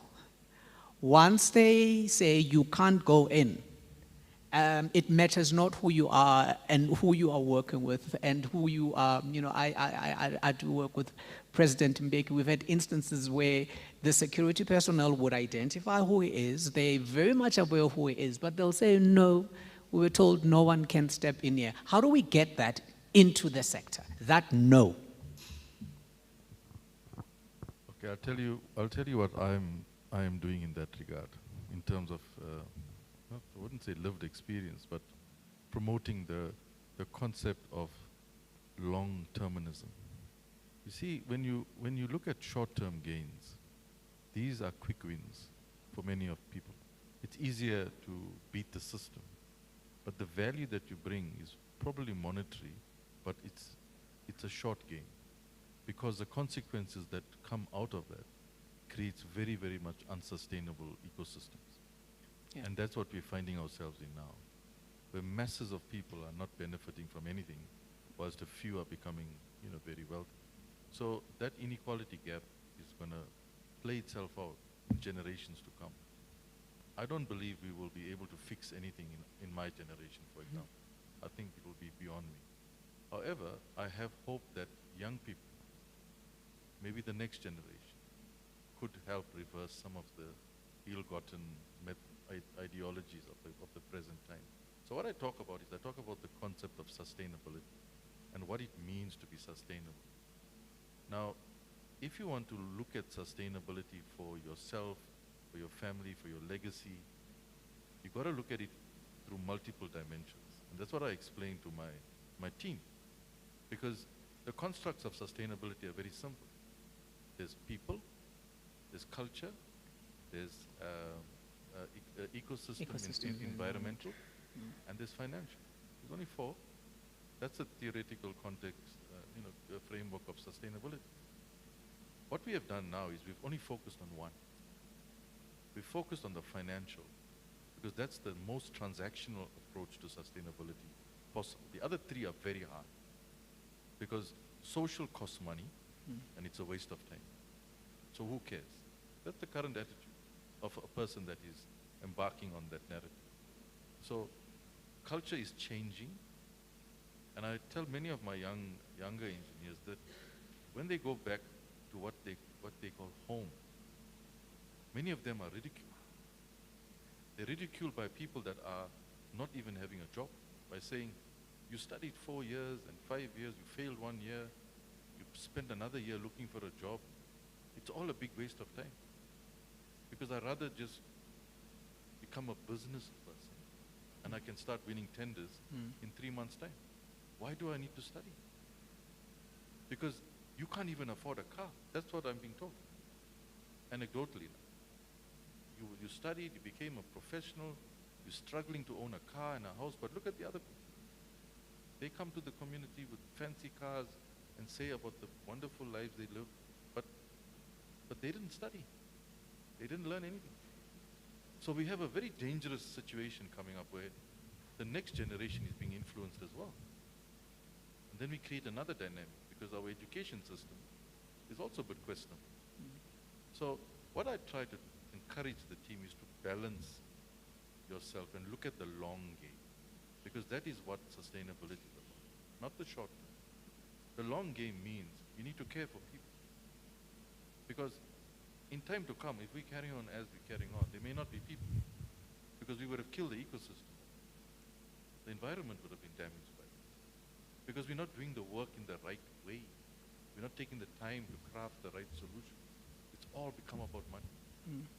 So that balancing act is what I'm trying to encourage youngsters to think about. Because I learned that youngsters have 3 very critical attributes. And I'll just share that with you because I think it's really important and I really appreciate that. And that's from research, by the way. They have 3 attributes that are absolutely phenomenal. Firstly, when I'm talking about youth now, that's not me. Excuse me, just 1 second. Is he audible at the back? Not really. No. Oh, sorry. Let's just... See, I do care. Yeah, so there's the 3 attributes, and I'd like to share that with you because that is where the hope lies. Young people have a greater sense of care for society than the current generation. Young people. So that gives me a hope for the social construct of sustainability. The second one is, young people care for the environment. I'm talking about the land, the earth, the oceans, much more than the current generation. That gives me hope for the environmental pillar. Funnily enough, financial wealth is not the #1 reason for why young people do what they do. It is the current generation that seeks financial wealth as a measure of success. And the third attribute is that the youth appreciate the concept of sustainability far more than the current generation. That is why I'm finding a sense of hope, and that's why I said 3, because the 2 that was missing is where the hope lies. Because that's in the future generation. So I find putting effort into the future, the future leaders, which are people that are here, is where the hope will lie, and that's where the results will come.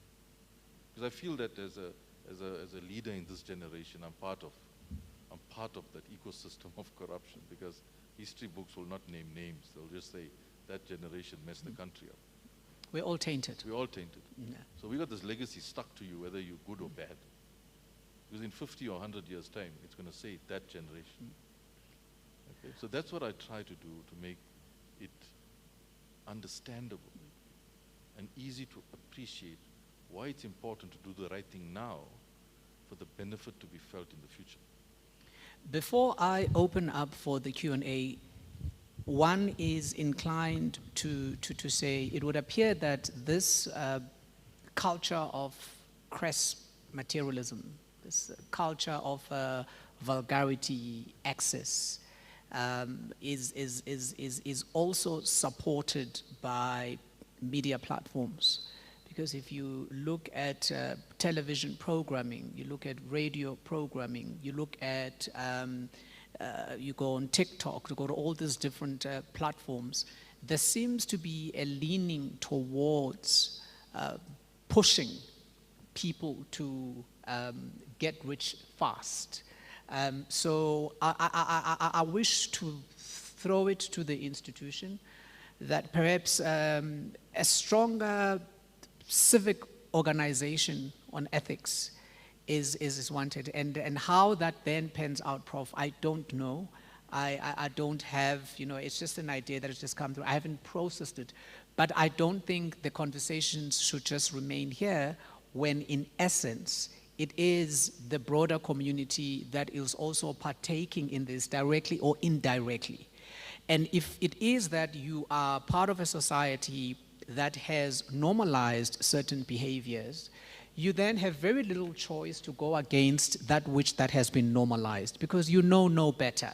So if the standard is to say, as a university graduate or as someone who reaches a certain age, you should have acquired 1, 2, 3, 4, 5.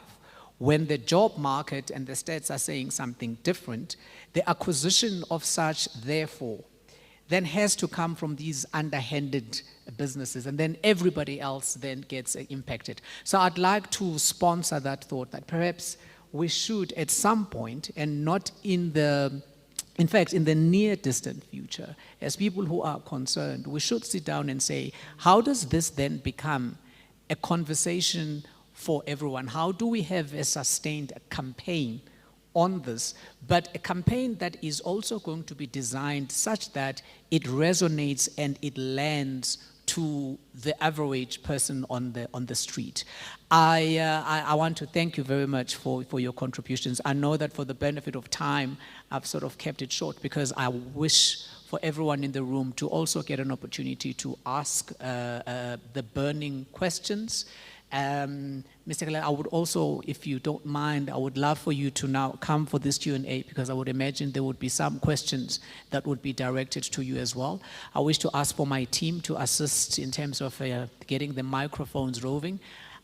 We are going to be taking your questions, and you are not going to get away. In my opening remarks, I did indicate when I asked the score of where we stand in terms of ethics, that question was not only directed at them. So as you ask your question, you shall identify yourself and you'll also reveal your score. Whether you're a 1 or a 2 or a 3 in terms of where we stand as a country and as an institution specifically when it comes to ethics. So the floor is now open for your questions. You identify yourself. You give us your score quickly. You don't have to justify why you are giving that particular score. At least you get away there, and then you ask your question. By show of hands, questions?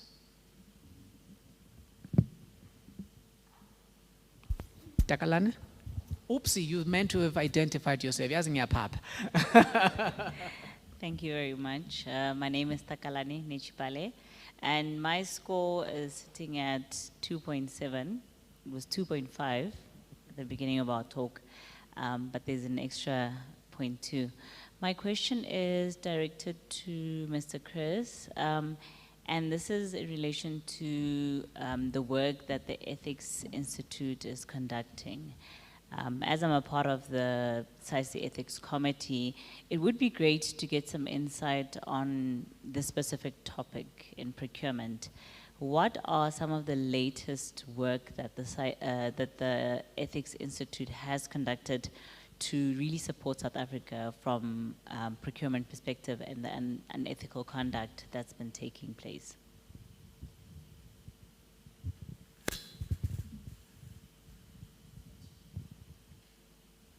Use this one. All right. Please indicate if this one is breaking up. It feels like it's already going. I have tremendous faith in this one. It has remained resilient since the first change. So let's use this one. All right. Thanks. It's a tough question because one needs to look at institutions. One of the things that I feel very strongly about is that we are trying to solve people problems with policy solutions. You can work in your procurement space as much as you want. But if those procurement officials find themselves in organizations where the pressure is on to bend the rules. In other words, you've got your policies, everything is there, but there's pressure to bypass the rules. In other words, I can say, please appoint this person, or not please. Then obviously it's problematic. So I do think in a government environment where I do quite a bit of work, we need to look at competence and professionalization. I think professionalization is a very strong driver. One of the things I'm just doing a short sidetrack, but one of the things I was thinking is that as an institute, you should probably, well, as professional bodies, I think there's a massive need to focus on professionalization of the procurement profession. It's necessary for everybody. Everybody needs to have procurement professionals and to work with in terms of trying to build that, to strengthen that. So what the Ethics Institute has been doing, we focus, we've got a project called the Local Government Ethical Leadership Initiative. Wow. Called the Local Government Ethical Leadership Initiative.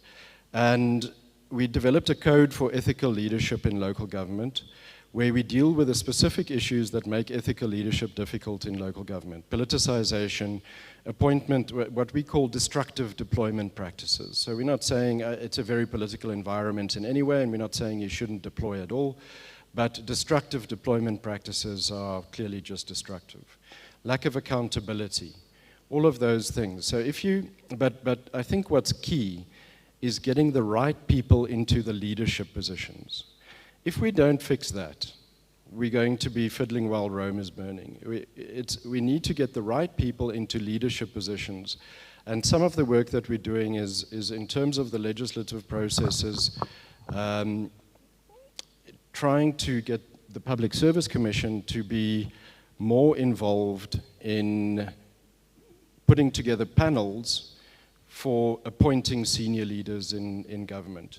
So, yeah, I really do think we need to focus at where the rubber hits the road, and that's at the positions, the leaders of organizations, and getting that out, getting people like the Fifth King report has just been launched, and it talks about ethical and effective leadership, and I think it's basically about ethics and competence.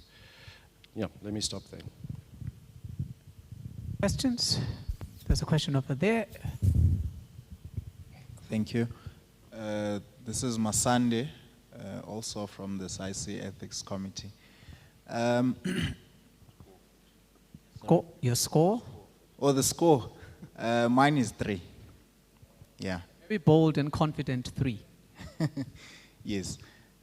For the longest time, the status quo was that contractors are the corrupt ones, but I think from this discussion and the remarks from Vishal, consultants as well,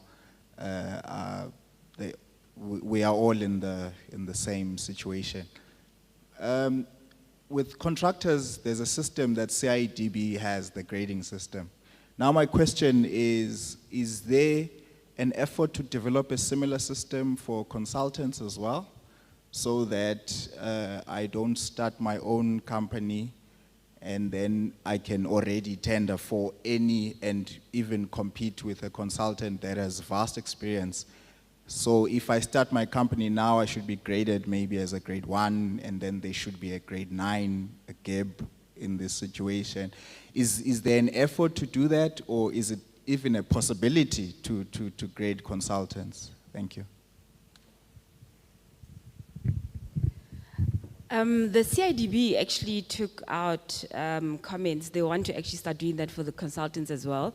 And we had to comment as an industry, and I know Saice also put in our comments and our views on the matter, that it shouldn't be taking over the processes of what we are already having with our regulatory bodies in terms of proving the competence of engineers, but rather on the company front. So there is work within government to start regulating the consulting engineering industry and taking it further than what we have with our voluntary associations currently that are existing, where you can join voluntarily, but where it now becomes mandatory to register with the CIDB as a consultant. We haven't heard much. I don't know, Vishal, if you've heard from consulting engineering side, but we haven't heard much from government after that whole process was started about a year ago. Perhaps the part that I can just add, because you might not necessarily perhaps be having that information, that there is another level of grading that is currently handled by the team from Public Works, where they basically invite, those that they train from communities who might not necessarily be having the levels of competency that you'll find among the engineers. And then they start grading them in that kind of form. And then the kinds of opportunities then that get granted to them, have to be accompanied by qualified engineers who have to attest to the kind of quality of the work that is being provided, which in our view is supposed to be an excellent, program. But I can tell you that even such a program, has a lot of shortcomings as things currently stand, because that level of oversight is almost non-existent. So which then says that you might be doing excellently in the grading part, but then there is no follow through. So then that brings about another layer of a challenge. So we just need to be very clear about what is it that we want to achieve at the end of the day, and then find a way of ensuring that we don't work in isolation. But I think this is where we run into a crisis. So if then there are those checks and balances that move beyond the confines of where I operate, you will obviously be on your toes all the time. So which partly will explain why the kind of work that will be delivered, is something that you can write home about. Thank you. There's a question over there. Good evening, everyone. My name is Lee Molete.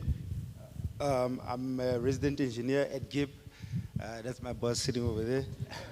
So you can imagine the pressure. Has he bought you a car yet? He pays my salary, that's enough. That's good. I just want to ask two questions. My score actually is 2. I don't know if there's anything lower, 2. It's late in this industry.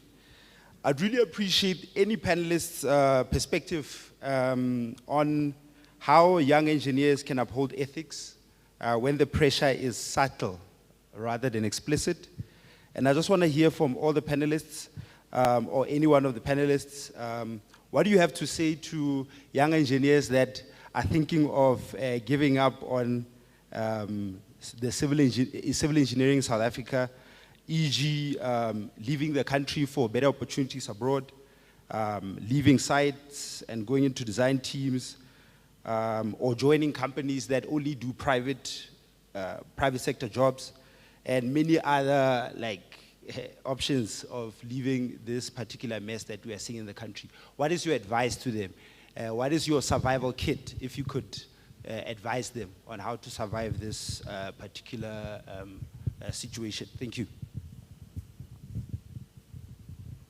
Seeing that I've been asked, try and answer that. It's on, okay. Look, the issue around subtle pressure is always difficult, right? I'm just hoping that you've got a boss like Vishal who's going to be able to take that for you, and that you can have an open relationship with your boss to say, listen, this is the pressures I'm facing over here, please help. Because my belief is that the rot starts at the top. You know, the old book, the fish rots from the head, yeah? So you need to be able to have a system within your company over there that if you feel that kind of pressure, that you can go and report it without, somebody calling you a snitch or something of that sort. And there's sufficient safeguards within the company for you to be able to do that and come have an open relationship, you know, with your senior people. That is the only thing that I can tell you. But don't be scared.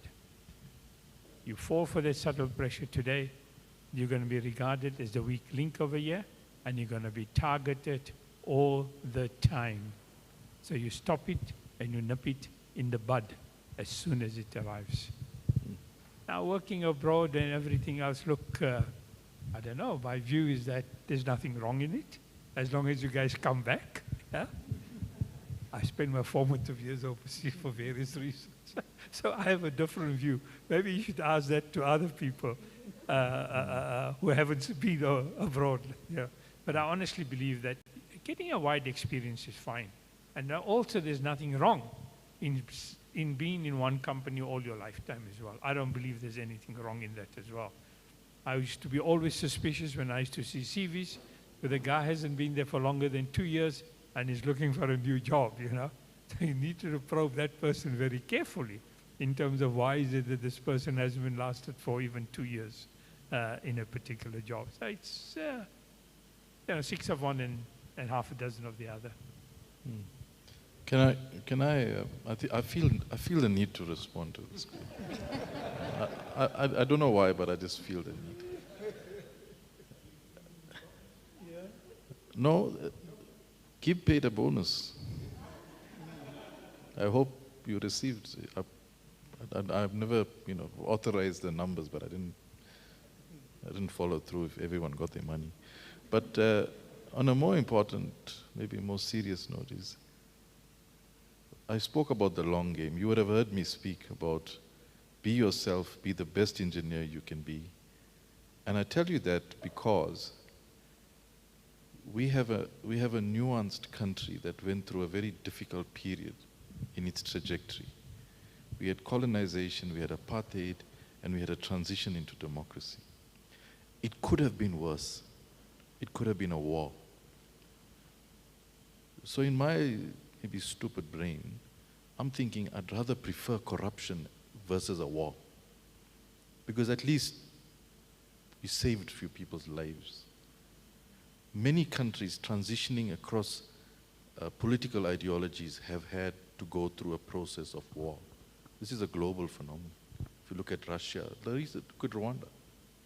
Look at the lives that were lost in order to transition into a democracy. So I'm thinking about it like that. I'm saying, okay, maybe it's not so bad. Maybe we will get over it. It will take long. We are in the middle of it now, so we're feeling it properly. But that's the reason why I would not encourage anyone to leave, because we are duty-bound to build this country back up again. It cannot be done alone. You can't shrink to greatness. If you look at the northern geographies and how they grew to become so substantial at this moment, even Germany, it was because the engineers and the medical professionals and all stuck in the geography and suffered it out through war. So your allegiance to the growth narrative, which in my mind is very, very much entrenched in the Constitution. If you read the preamble to the Constitution, it tells you very nicely why the document was written. And part of it says to do the necessary reparations, because there are people out there that need you. You are able to supply the skills that is required to meet that need. It's just that we cannot connect the two just yet. So I know going abroad is nice and leaving the profession, etc., etc. That's all personal, personal objectives. But if you start thinking bigger and start thinking community, start thinking Gauteng or start thinking South Africa, and find purpose in that, you need to be here to do something when you are needed. Because if we don't have these skills, we're going to take even longer to fix when we have a chance to fix something. That's why I encourage us to be patriotic, and it's a word that is not thrown around a lot in this country. But you got to love your country. This is where you call home. You can move to other countries. I've worked, luckily I've had the opportunity to live in probably over 30 countries. But the problem is, I don't feel home there. I've never felt it. I felt home here, as corrupt and as everything. There was even one case where I hugged the flight attendant on SAA because I didn't even reach home, but I saw the lady with the thing, and I said, I felt I'm home now, but I'm in Belgium. It was that, that's the feeling of home, because SAA at the time made me feel like I'm at home. I'm jumping on the plane in Brussels, but because it's a SAA plane, I feel at home, and I'm in my head, I'm already at home, but I'm in another country. That's the feeling I have, and that is why I'm so strongly believing that we all have a duty to build this country. It's hard now, I know, but I feel that if you are around in the future, in years to come, and when you become a leader, when I'm no longer, you have a chance to make it better. But if you're not here, then who's here?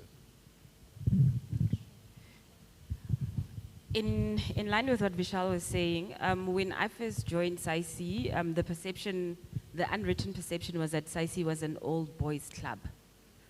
And you can look at it negatively or positively, but one thing about looking at it positively is that one thing that the old boys knew is how to keep a network and how to be part of a community and how to role model with each other and keep each other accountable.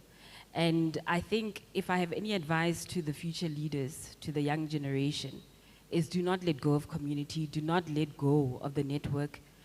Coming to a place where, as Nazir was saying, you can have those mentors that you can look up to, that you can have people that you can go back to when it gets a bit tough and decisions need to be made which do not align with the values that you were brought up with and that you are aligned to in your community. We try as Saice to also ensure that we go back into universities, doing roadshows on ethical conduct with young engineers coming up, ensuring that it's a segment of their lives that they carry throughout the entire career, even when they graduate and go into the corporate world. And a lot of work is being done through our ethics committee and our academy around webinars and knowledge transfer and ensuring that we stay strong as a community and we uphold the standards of our forefathers before us. Another thing is, about 3 weeks ago, the president of Saice and I went to China for some international work with the World Federation of Engineering organization. And then after that, I got to stay for another week on a China-SA exchange for technology and people skills. And one thing that really stuck with me is the pride that the Chinese have in their country and the honor that they have for their leaders. And the fact that their cultural heritage has been brought into the way that they do business, the way that they run their country, the way that they take pride in the work that they do, the way that they think around innovation and how to excel in the engineering skill and make sure that they're constantly improving. And I encourage traveling to broaden our views, but I also agree with Vishal that we need, as a country, to really remember who we are. We need to remember the norms and the values that we grew up with around Ubuntu, around holding each other accountable, around if you succeed, I succeed, and going back to those values that we grew up with and start ensuring that they get implemented in our careers, in the engineering fraternity as a whole. I guess it becomes rather difficult uphold those values to a degree when your day-to-day lived experience and what you see and what you breathe and what you hear seems to be to the contrary. So one is, of course, we are duty-bound, and this is the only home we have, majority of us. And I'm raising this just so we go back to what we spoke of earlier on, or what was raised, that there has to be a shift of sorts in our thinking, because once we have communities and societies that are opposed to all these this underhandedness, then we stand a better chance of once again instilling pride. Because if someone is going to come to me now and say I should be proud, my question then becomes, proud of what?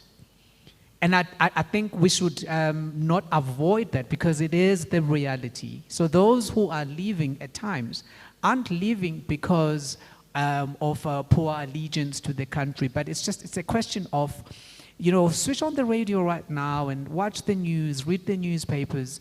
It's really, and I don't wish to sound like a pessimist, but we are really at a time where it's just not awe-inspiring. And this is not just only for engineers, by the way. I've just come from Cape Town now. There was an international conference. It's the South African Cultural Observatory. It's commemorating its 10 years, and I was facilitating their 5th international conference on the creative economies, and they've included sports within that. And when you hear what the practitioners within those different sectors and what they have to say and how demoralizing it is, being in a space that is somewhat, you want to progress and move forward, but the circumstances are just not allowing. So there is a need for, if you look at China, patriotism is also taught, but then how is it taught? You also have to live it. You have to see it. You have to see development. You have to see progress, because then that inspires and ignites something within you to do better and to be better. So in a society now where that is, greatness has somewhat become an anomaly, you therefore caught in the middle where you look at your age as a young professional. I would imagine you look at your age and you look at time and you're thinking, is it really worth it? Yes, it is worth it, because we have to fight for this democracy. But at what cost? That becomes another question. But yes, I agree, we have to persevere, we have to see this through. And I'm not going to use the argument about us being 30-year-old, because the 30-year-old has a home. An average 30-year-old has a family. So ideally, we shouldn't be having this at this time. But I don't know if there are any other questions before I wrap up. Mr. President, before I come to you, there's someone behind you. Where is that microphone, sir? Please assist with that mic. There we go, over there. Thank you. Thank you so much. Hi everyone, my name is Zanele Maloma. I'm from World Mining SA. My question is for Professor. I just need to find out, is there a possible way of removing the politics from our built environment? Because as we say, we are forced to do our, to go by our ethics as engineers. But I can report an engineer and make sure that he is accountable, but the politician, I cannot. And we hear now a lot in our country, engineers are being killed, and it's possible, probably they were trying to stand up for their values and principles, and they are killed for that. So if the politicians are not part of our industry, or they are not involved in our engineering, then is it possible that maybe we might be able to resolve part of this? I do understand that there are engineers that we've got our unethical things, but maybe that can be resolved.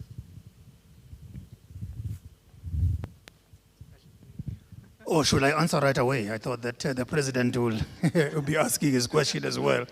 It's a complex question that you are raising, because I think we need to accept that as and when we talk about politicians, we should not, look at a politician, as some kind of an animal that is outside society.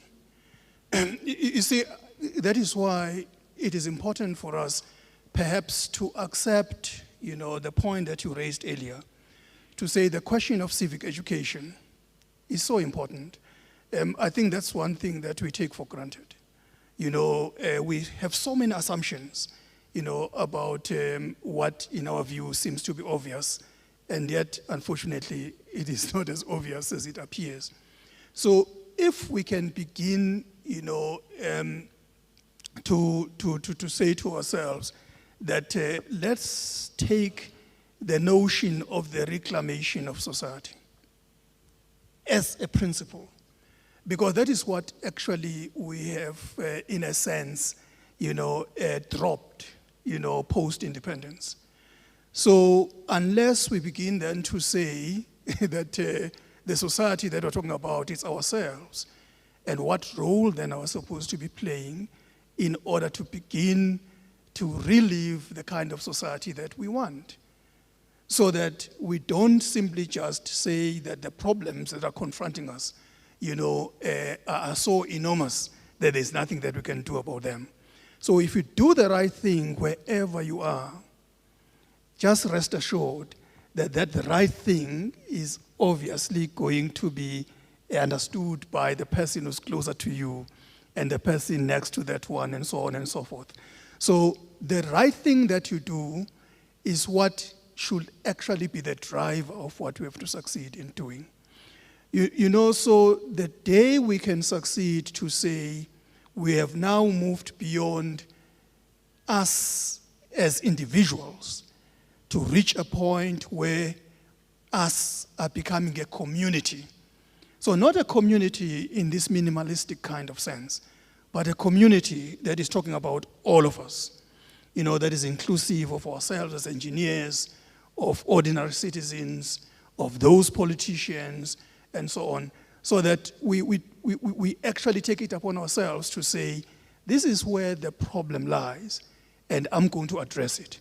I'm not going to simply ignore it, because we can't afford a situation where an engineer gets killed because she or he has decided to stand up, for the profession in that ethical sense of the word. So who then defends that particular professional? So, my colleague is talking about the work that we are embarking on now as the Public Service Commission, to say that only those who are professional are supposed to be getting the appointments. That is actually a good point, because all that it does is to say that now we have to recognize that level of training, the competency, the knowledge that you bring to bear in the environment where you are. So what is it doing? What it does is that it begins to change the dynamics within society, so that those who don't have that should know that I cannot feature. But remember, the point that I just want to emphasize, more often than not, is the one that says that please remember that transparency is the one that will help us to win. Because if it is understood what you are doing wherever you are, even the person that might have assumed that they can eliminate you, they will find it very difficult, because they will eliminate you for what? Because what you stand for is what everyone else understands. It is not just you. So it's contrary to the current understanding. The current understanding limits us to our own corners. So that is why it's easy for them, to just isolate you and get rid of you. So it is that which we must fight very hard to do, but it will all go back to that civic education. It will work for the young professionals. It will work for those who are yet to become professionals.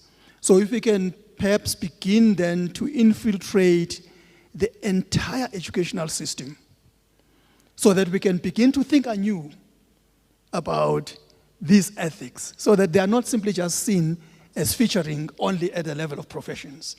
They must just feature as a way of life, so that you do this as a habit. So if it begins to be a habit, it becomes very difficult to get rid of it. Thank you, Prof. Mr. President? Thank you very much, MC. My question relates to a comment that was made related to the government cannot necessarily afford to solve the professionalization problem. Sorry, I need to first give my score. And you will hear why I'm saying my score. I was about to ask for that score, Mr. President. Because my score is only a 2. The reason why I'm at 2 is specifically about the fact that we are saying government cannot afford the professionalization or the appropriate staff or whatever. I've made it a bit of my job in this year to study the Auditor General's report.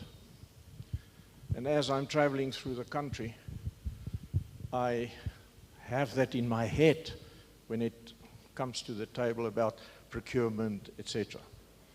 In one area, the wastage on one project was 342 million. Now, how many engineers can I appoint, Vishal?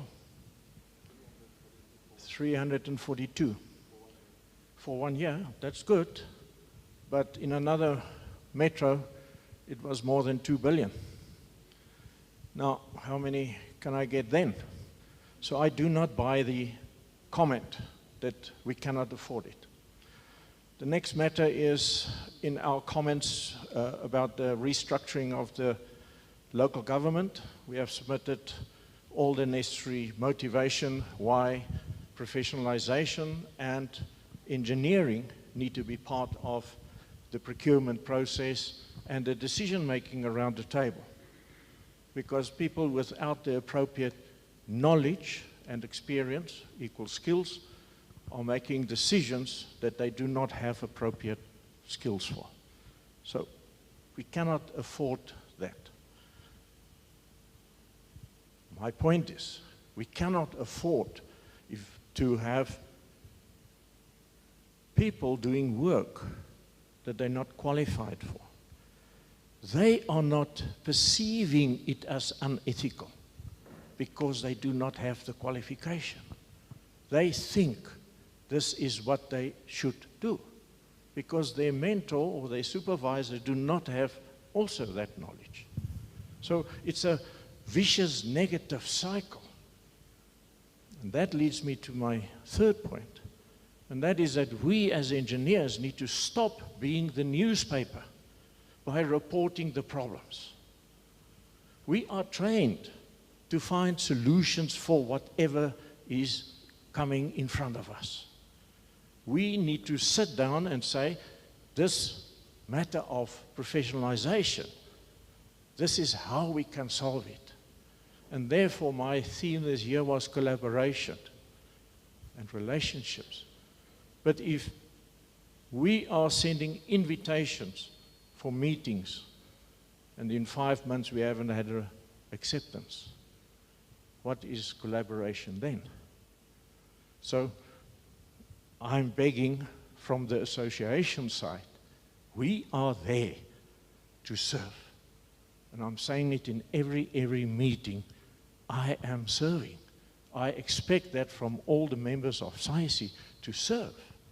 In your little, you've mentioned the thing of mowing the lawn, in that little piece of lawn that is in front of you. So we have to work together. We're not going to solve that problem through pointing fingers. We need to sit around the table. So that's my request. So the newspaper thing is, everything that you can average out in your score, and I've tested it now over a number of in the last 3 years, you end with a D+. My average of the score here was 2.57. That's a D+.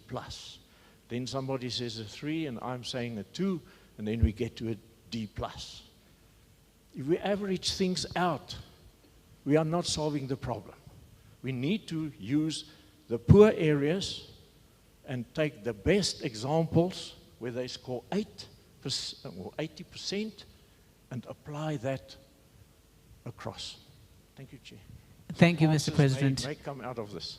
You did say in your remarks that one of your biggest aspirations right now is to restore the soul of engineering, and one can feel it in your voice. Ladies and gents, we have way exceeded time. Was there another? I don't wish to deprive anyone, but we've gone way over time, and I suppose that's what happens when people are engaged. So I'm going to blink, and if I don't see a hand, then I'll take that everyone is happy. Oh, there's a hand over there. Last one. Last question. Do you have a microphone? Can we have a microphone there? I'm not looking at... I'm sure you can project. You look like the kind that did theater. I'm sure you can project. You look like the kind that could recite Macbeth and Shakespeare, and I'm not going to say Mzwakhe Mbuli's poetry. In case you did, it was not part of your curriculum. Yes, sir.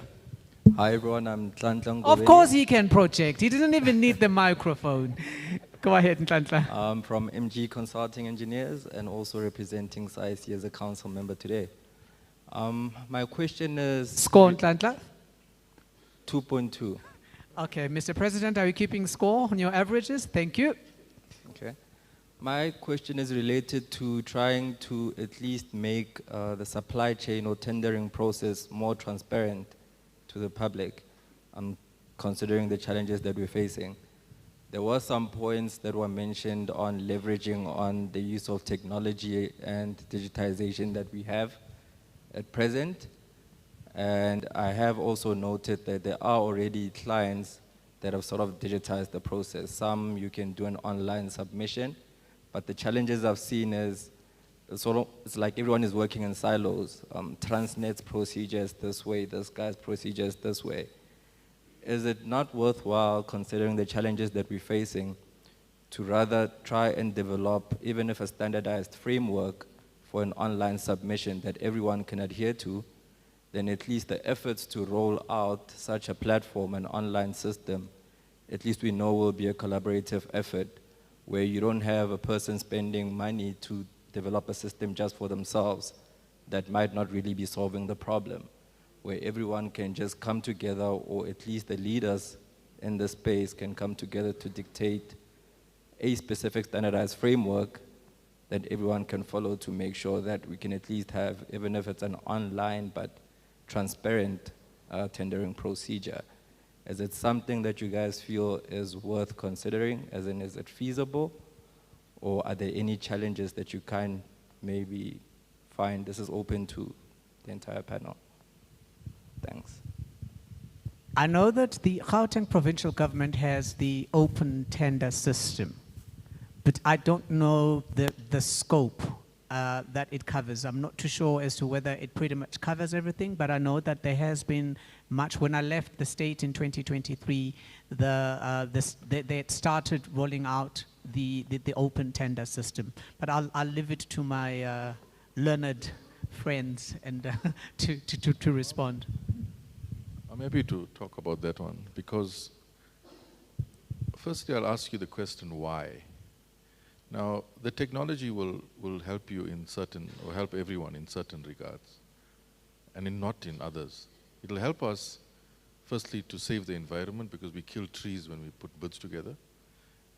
That would be a great saving. Second thing is, it's faster, so we don't have to drive to the client's offices to put it into a tender box, which is archaic in many regards. And then it'll sort of keep the document with the track and trace facility, where you can make sure that nobody tampered with your bid when you submitted it. Other than that, there's not much real benefit, because remember, any system can be hacked and manipulated in the back end. The hackers are ahead of the technology game already. You're seeing how much of scamming is happening. The other thing is, I grew up in an era where there was no king. And we delivered projects perfectly well without corruption, because I was adjudicating the bids. The more we make rules, the worse things get, it appears. Because remember, when we started building the harbors in this country and the airports, there was no king commission. I think PFMA was just starting to show itself. We didn't have all these rules that we have now, so much of compliance. We complicated it to the extent where we paralyzed ourselves to some extent. The compliance is so difficult. So I'm not convinced that it really solves all the problems, because many people are talking about transparency because you don't trust the system. Now, you want to use technology and introduce another process when you still don't trust the system. Because what happens when the technology doesn't work for you? Then what are you going to do now? The trust has to come back. And that's why I said we were able to deliver projects 30 or 35 years ago very easily, because we saw the bigger picture and we understood what our mandate was. And we acted accordingly. And that was in our democratic dispensation, by the way, not during the previous regime. And there was no problem. It has come as of late, that problem. So I think We'd rather work on the people side, get people to actually become more ethical, believe in the reason why they are here, and act out that belief system that is maybe better organized than what currently is at play. Because remember, we blame leaders a lot. We're blaming politicians. We want them out of the system that I'm hearing. You can't divorce the two. Politicians are representatives of people who we serve. So you can never ever separate it. You can probably work out how far infiltration should get into the infrastructure ecosystem. Maybe politicians should step back a bit, but you can't divorce it completely. So you have to start to trust somehow. And in keeping with the fish analogy, maybe we need to start having better politicians, because many of us are the ones that are putting our vote on the table, and we're putting the leaders up to lead us. And then we have a problem with what they do. So maybe some of the fault is with us as well. But I'll leave it there. Thanks. Thank you, thank you. And I guess on the issue of politicians, we also need to take into cognition that they are elected. So the caliber of politician you have, if that politician by right is the representative of the collective, then it speaks volume about the collective. Ladies and gents, that we have seriously ran. Oh, you wanted to, humble apologies, Kurt. Yeah, I mean, there's a lot of things I want to respond to, but I'll choose a few. I think there's, in terms of these systems and digitizing and the like, at the moment, you were talking about bids that are being opened and you don't know what people bid and papers are taken out. Now, according to the Municipal Finance Management Act, you can be there when, and I'm assuming the PFMA is similar, you can be there when the bid is opened, and one of their duties is to read the amounts of each bidder, and then they have to publish that on their website. Now, none of this happens in practice, but the laws are there, and we can quite easily try to do more to hold people accountable. So if we do have electronic systems that will automatically automate those types of things, making it slightly more difficult, and then obviously finding patterns, what Prof, you were talking about, these many small bids going to the same company, if we can find those patterns quite easily with AI and various other systems. But I also agree, there's a T.S. Eliot quote where he says, we're trying to build systems so perfect that no one will need to be good. And we shouldn't dehumanize ourselves in the process. I think, you know, part of what makes us human is the constant striving to be good and to be better. And to the question about whether should we, you know, what should we do? Should we immigrate? Should we go do other things? I think it's an individual question, but it is very much about purpose. And where are you going to feel that you have the greatest purpose? And I'm not saying you have to, the answer needs to be in South Africa. But I know for my kind of work, being in the anti-corruption type of work that we do, I've always felt if I go and do this work in Europe, I'm, you know, wherever, what am I doing? My other solution to you, if you want to do something else, is move to the ethics space. Very few people ask you to pay bribes in the ethics space. So.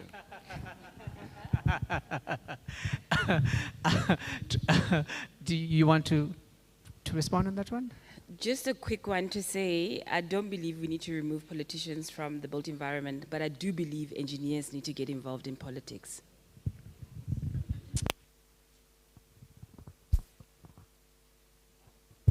I just want to come in on that. So I always used to think we need to depoliticize the administration, where someone said to me, that's partly true, but we also need to professionalize the politicians.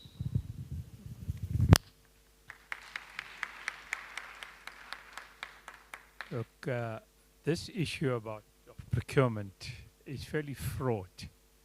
And I hear what people are saying in terms of how you can deal with this thing over here. I can only talk to you guys from personal experience. We did the first PPPs in South Africa. We introduced the concept of project finance in South Africa. Whilst we were doing the tendering system already, there was word out as to who's going to go and get this job. So it was already out. Who's going to get this job? One. The second thing that happened while we're doing this in the first one, we did the Maputo Development Corridor with a French company who was already starting to bid for the work. Their directors in the past had gone to jail in France for paying bribes. Go and check the newspapers. They were saying that, why are you dealing still with this company? Now these guys had gone to jail, they paid the fines, paid the time there, the company has changed, but the name of the company was retained. They hadn't changed the name of the company around over here. So we faced all these challenges around it, so how to do that. So we thought, how are we going to deal with this thing? Because now you've got politicians from South Africa and from Mozambique involved in this project as well. It's not just one lot of politicians. But I do believe our politicians at that time were different to what we got today. Let me make that very clear. Today's ones are becoming extremely, extremely disappointing. So we didn't have a problem. We sat down in this to say that how are we going to safeguard ourselves? Said, look, we understand that we're going to open all the bids in public, etc., and all of this business. But there's not going to be a price on this one. It's not the lowest price. There's a whole lot of other criteria that we have to meet with. So we assembled a team of professionals from finance, legal, engineers, environmentalists, and all of these people. And we said to the bidders, you guys got 2 hours to come and tell us, to present your bid to us. Don't ask us any questions, because we're not going to answer any questions. This is an opportunity for you to come and say that, look at page 650, this is the reason why you must give us a job. That's what we wanted to hear. Nobody was allowed to leave the room. All the guys who on the evaluation team, everybody, had to be present in there. If you wanted to get a comfort break, sorry, you didn't. You came in with a nappy that day to the evaluation. You could not leave the room. None of us could leave the room over here. So we had all of these guys. These guys came, they did all the presentations and that, and we made it very clear. And we introduced every evaluator to the bidders. So they knew. So they couldn't come to me or to my counterpart in Mozambique and try and bribe us. Because we knew that if we tried to influence them. The team, by the way, were 25 of us in the evaluation team with the different professions that we had in there. Amongst the 25, somebody who we were sure would be ethical enough to say Nazir has been bribed and that's why he's putting pressure on me. That's how we safeguarded the system. That's how we safeguarded the system. I've been very transparent to everybody. So now you had to go and bribe 25 people. You couldn't just come to the one. You couldn't come to me or to my dear friend Carlos, who's passed on, who's late now. You go just to two of, because we were the heads of these two organizations. You couldn't do that. If somebody somewhere around out of there would have felt the pain of being dishonest and brought us into line. What I find is happening these days with adjudications, when I check with people and I ask people what's happening around, we talk about professionalizing this procurement system. It's not so much, in my opinion, my humble opinion, is professionalizing this particular system. It's having the people with integrity on your team to do this, one. Secondly, a lot of the evaluations these days have been done.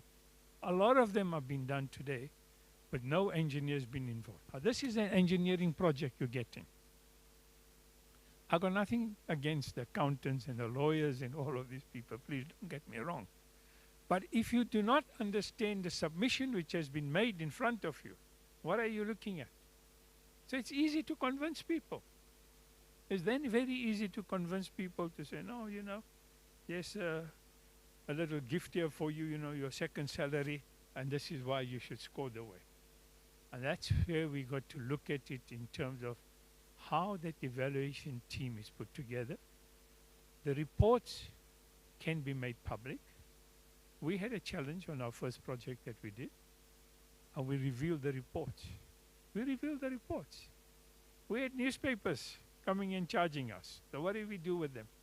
Said, fine, we're not going to give you our results. You know the results already. Okay? Because we are results are done, we're at the point, but you're still harassing us. Yes, the bids, all the bids. You do the evaluation and tell me with what answer you're going to come. What day we saw? The next line we saw headlines saying we were barons of toll roads, etc., but they could not find fault in what we did. Because we are prepared to do that. There it is. Sit down, take your time, as much as you like. You're not allowed to take photographs. We weren't allowed to take your cell phones into the room. But there's all the documents. Do what you like. Let's see if we can come up with a different answer. They couldn't. So you need to find ways of protecting yourself, and engineers need to become more vocal in terms of making sure that they're part of the team. Don't send everything back to the DBSA. With those words, ladies and gentlemen, I'm not even going to give you the opportunity to do your 1 minute in closing, as we have ran way behind time. What a tardy job I did. I think I'm going to get fired. Never ever in my life have I would have gone beyond by about an hour, which is exactly what it did. But I guess it could mean two things. It is the engagement, how fruitful it was, and how beneficial it was for everyone. I'm now going to call upon the Saice's chairperson of the ethics committee, Takalane Nichipale, who is going to make her remarks, and we close the session. Please be careful. Yeah, sure. There's an unethical engineering situation around here. Thank you very much. I wish I had a podium to hide behind. Just on behalf of the Saice Ethics Committee, I'm not going to take all the thank yous on your side, but we are really grateful for this opportunity. We are really grateful that we were able to host with Saice this Imbizo. We started talking about it, I think, 2 to 3 years ago, and we said, yeah, we'll do it. But to be able to see this come to life is a big success. And I think from us to those that are attending, we want to say we are now custodians of being accountable, of withholding and upholding integrity within our spaces. I know some of us are engineers, some of us are executives, directors, and those that are also non-engineers are now responsible for making sure that they take this charge and take it forward into their communities, and start talking about what was recommended by our panelists, our speakers, as well as our authorities in Saice. And I think just to wrap it up, I'd like to just say a few parting words. There's an African proverb that says that a tree is known for its fruits, and a person is then known for their deeds. So let us be people that are known for what we actually do. Yes, we're talking about it today, but what do you actually do when you are in your own spaces? And I really want to also echo the words of the late Mr. Sietela Mageta, and he says, I'm an engineer, and in this profession, I take pride in it. So let us continue taking pride in this engineering profession and other professions, and making sure that we inspire those that don't know better or that really only know what they see in the communities today. Let us be better representatives and continue contributing to the change that we actually want to see. Thank you. A big round of applause there. Okay, I'm multitasking. And chivalry is not dead. Ladies and gents, we've come to the close. And as we close, I wish to read what I had prepared. I came straight from Cape Town. I actually changed in the car because I was in a, so if my clothes are not properly ironed, do pardon me, I had to change in the Uber that took me from the venue, from the Cape Town Stadium, because I was dressed like an artist because it was a creative sector. And we came straight here. And I prepared this little note just before we landed. Ethics is nation building work. A country is built twice. A country is first built in the heart, then in concrete. If integrity is not poured into the foundations, we will forever be repairing cracks, institutional cracks, social cracks, democratic cracks. No nation can be free unless honesty is alive and deep in its value system. May tonight not end here. May it travel into boardrooms, procurement tables, site meetings, braais, as we enter and go into the festive season, as we reconnect with our families, may this conversation find expression there. A big thank you once more to DRA as our partner in this and bringing this together. We hope it is not the last one, as we need more. Big fat thank you to our panelists for your wisdom and your time, tenacity, and patience. A big thank you to Saice and the Saice team under your leadership, Madam. And a big thank you to you for your tenacity and patience. And of course, a big thank you to me. My name is Lupumlo Ngaisa. Cocktails and some light snacks are served at the back. You've been absolutely fantastic. Those of you who didn't sign in on the register, please make sure that you sign. You would find our champions over there draped in black. They will sign you up. But ladies and gents, like I said, thank you so much. Thank you for your patience. Until next time. Good night. We would like to have a group picture. If you could just come to the front. Taki, could you please join the group pic? Mr. President and Ryan, please.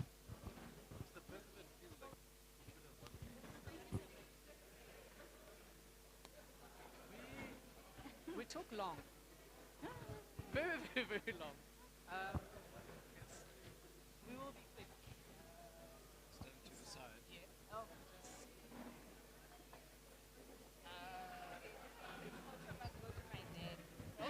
Like I'm standing between three grades. Oh no. Then let me not ruin your moment. of the three grades. Let me be here.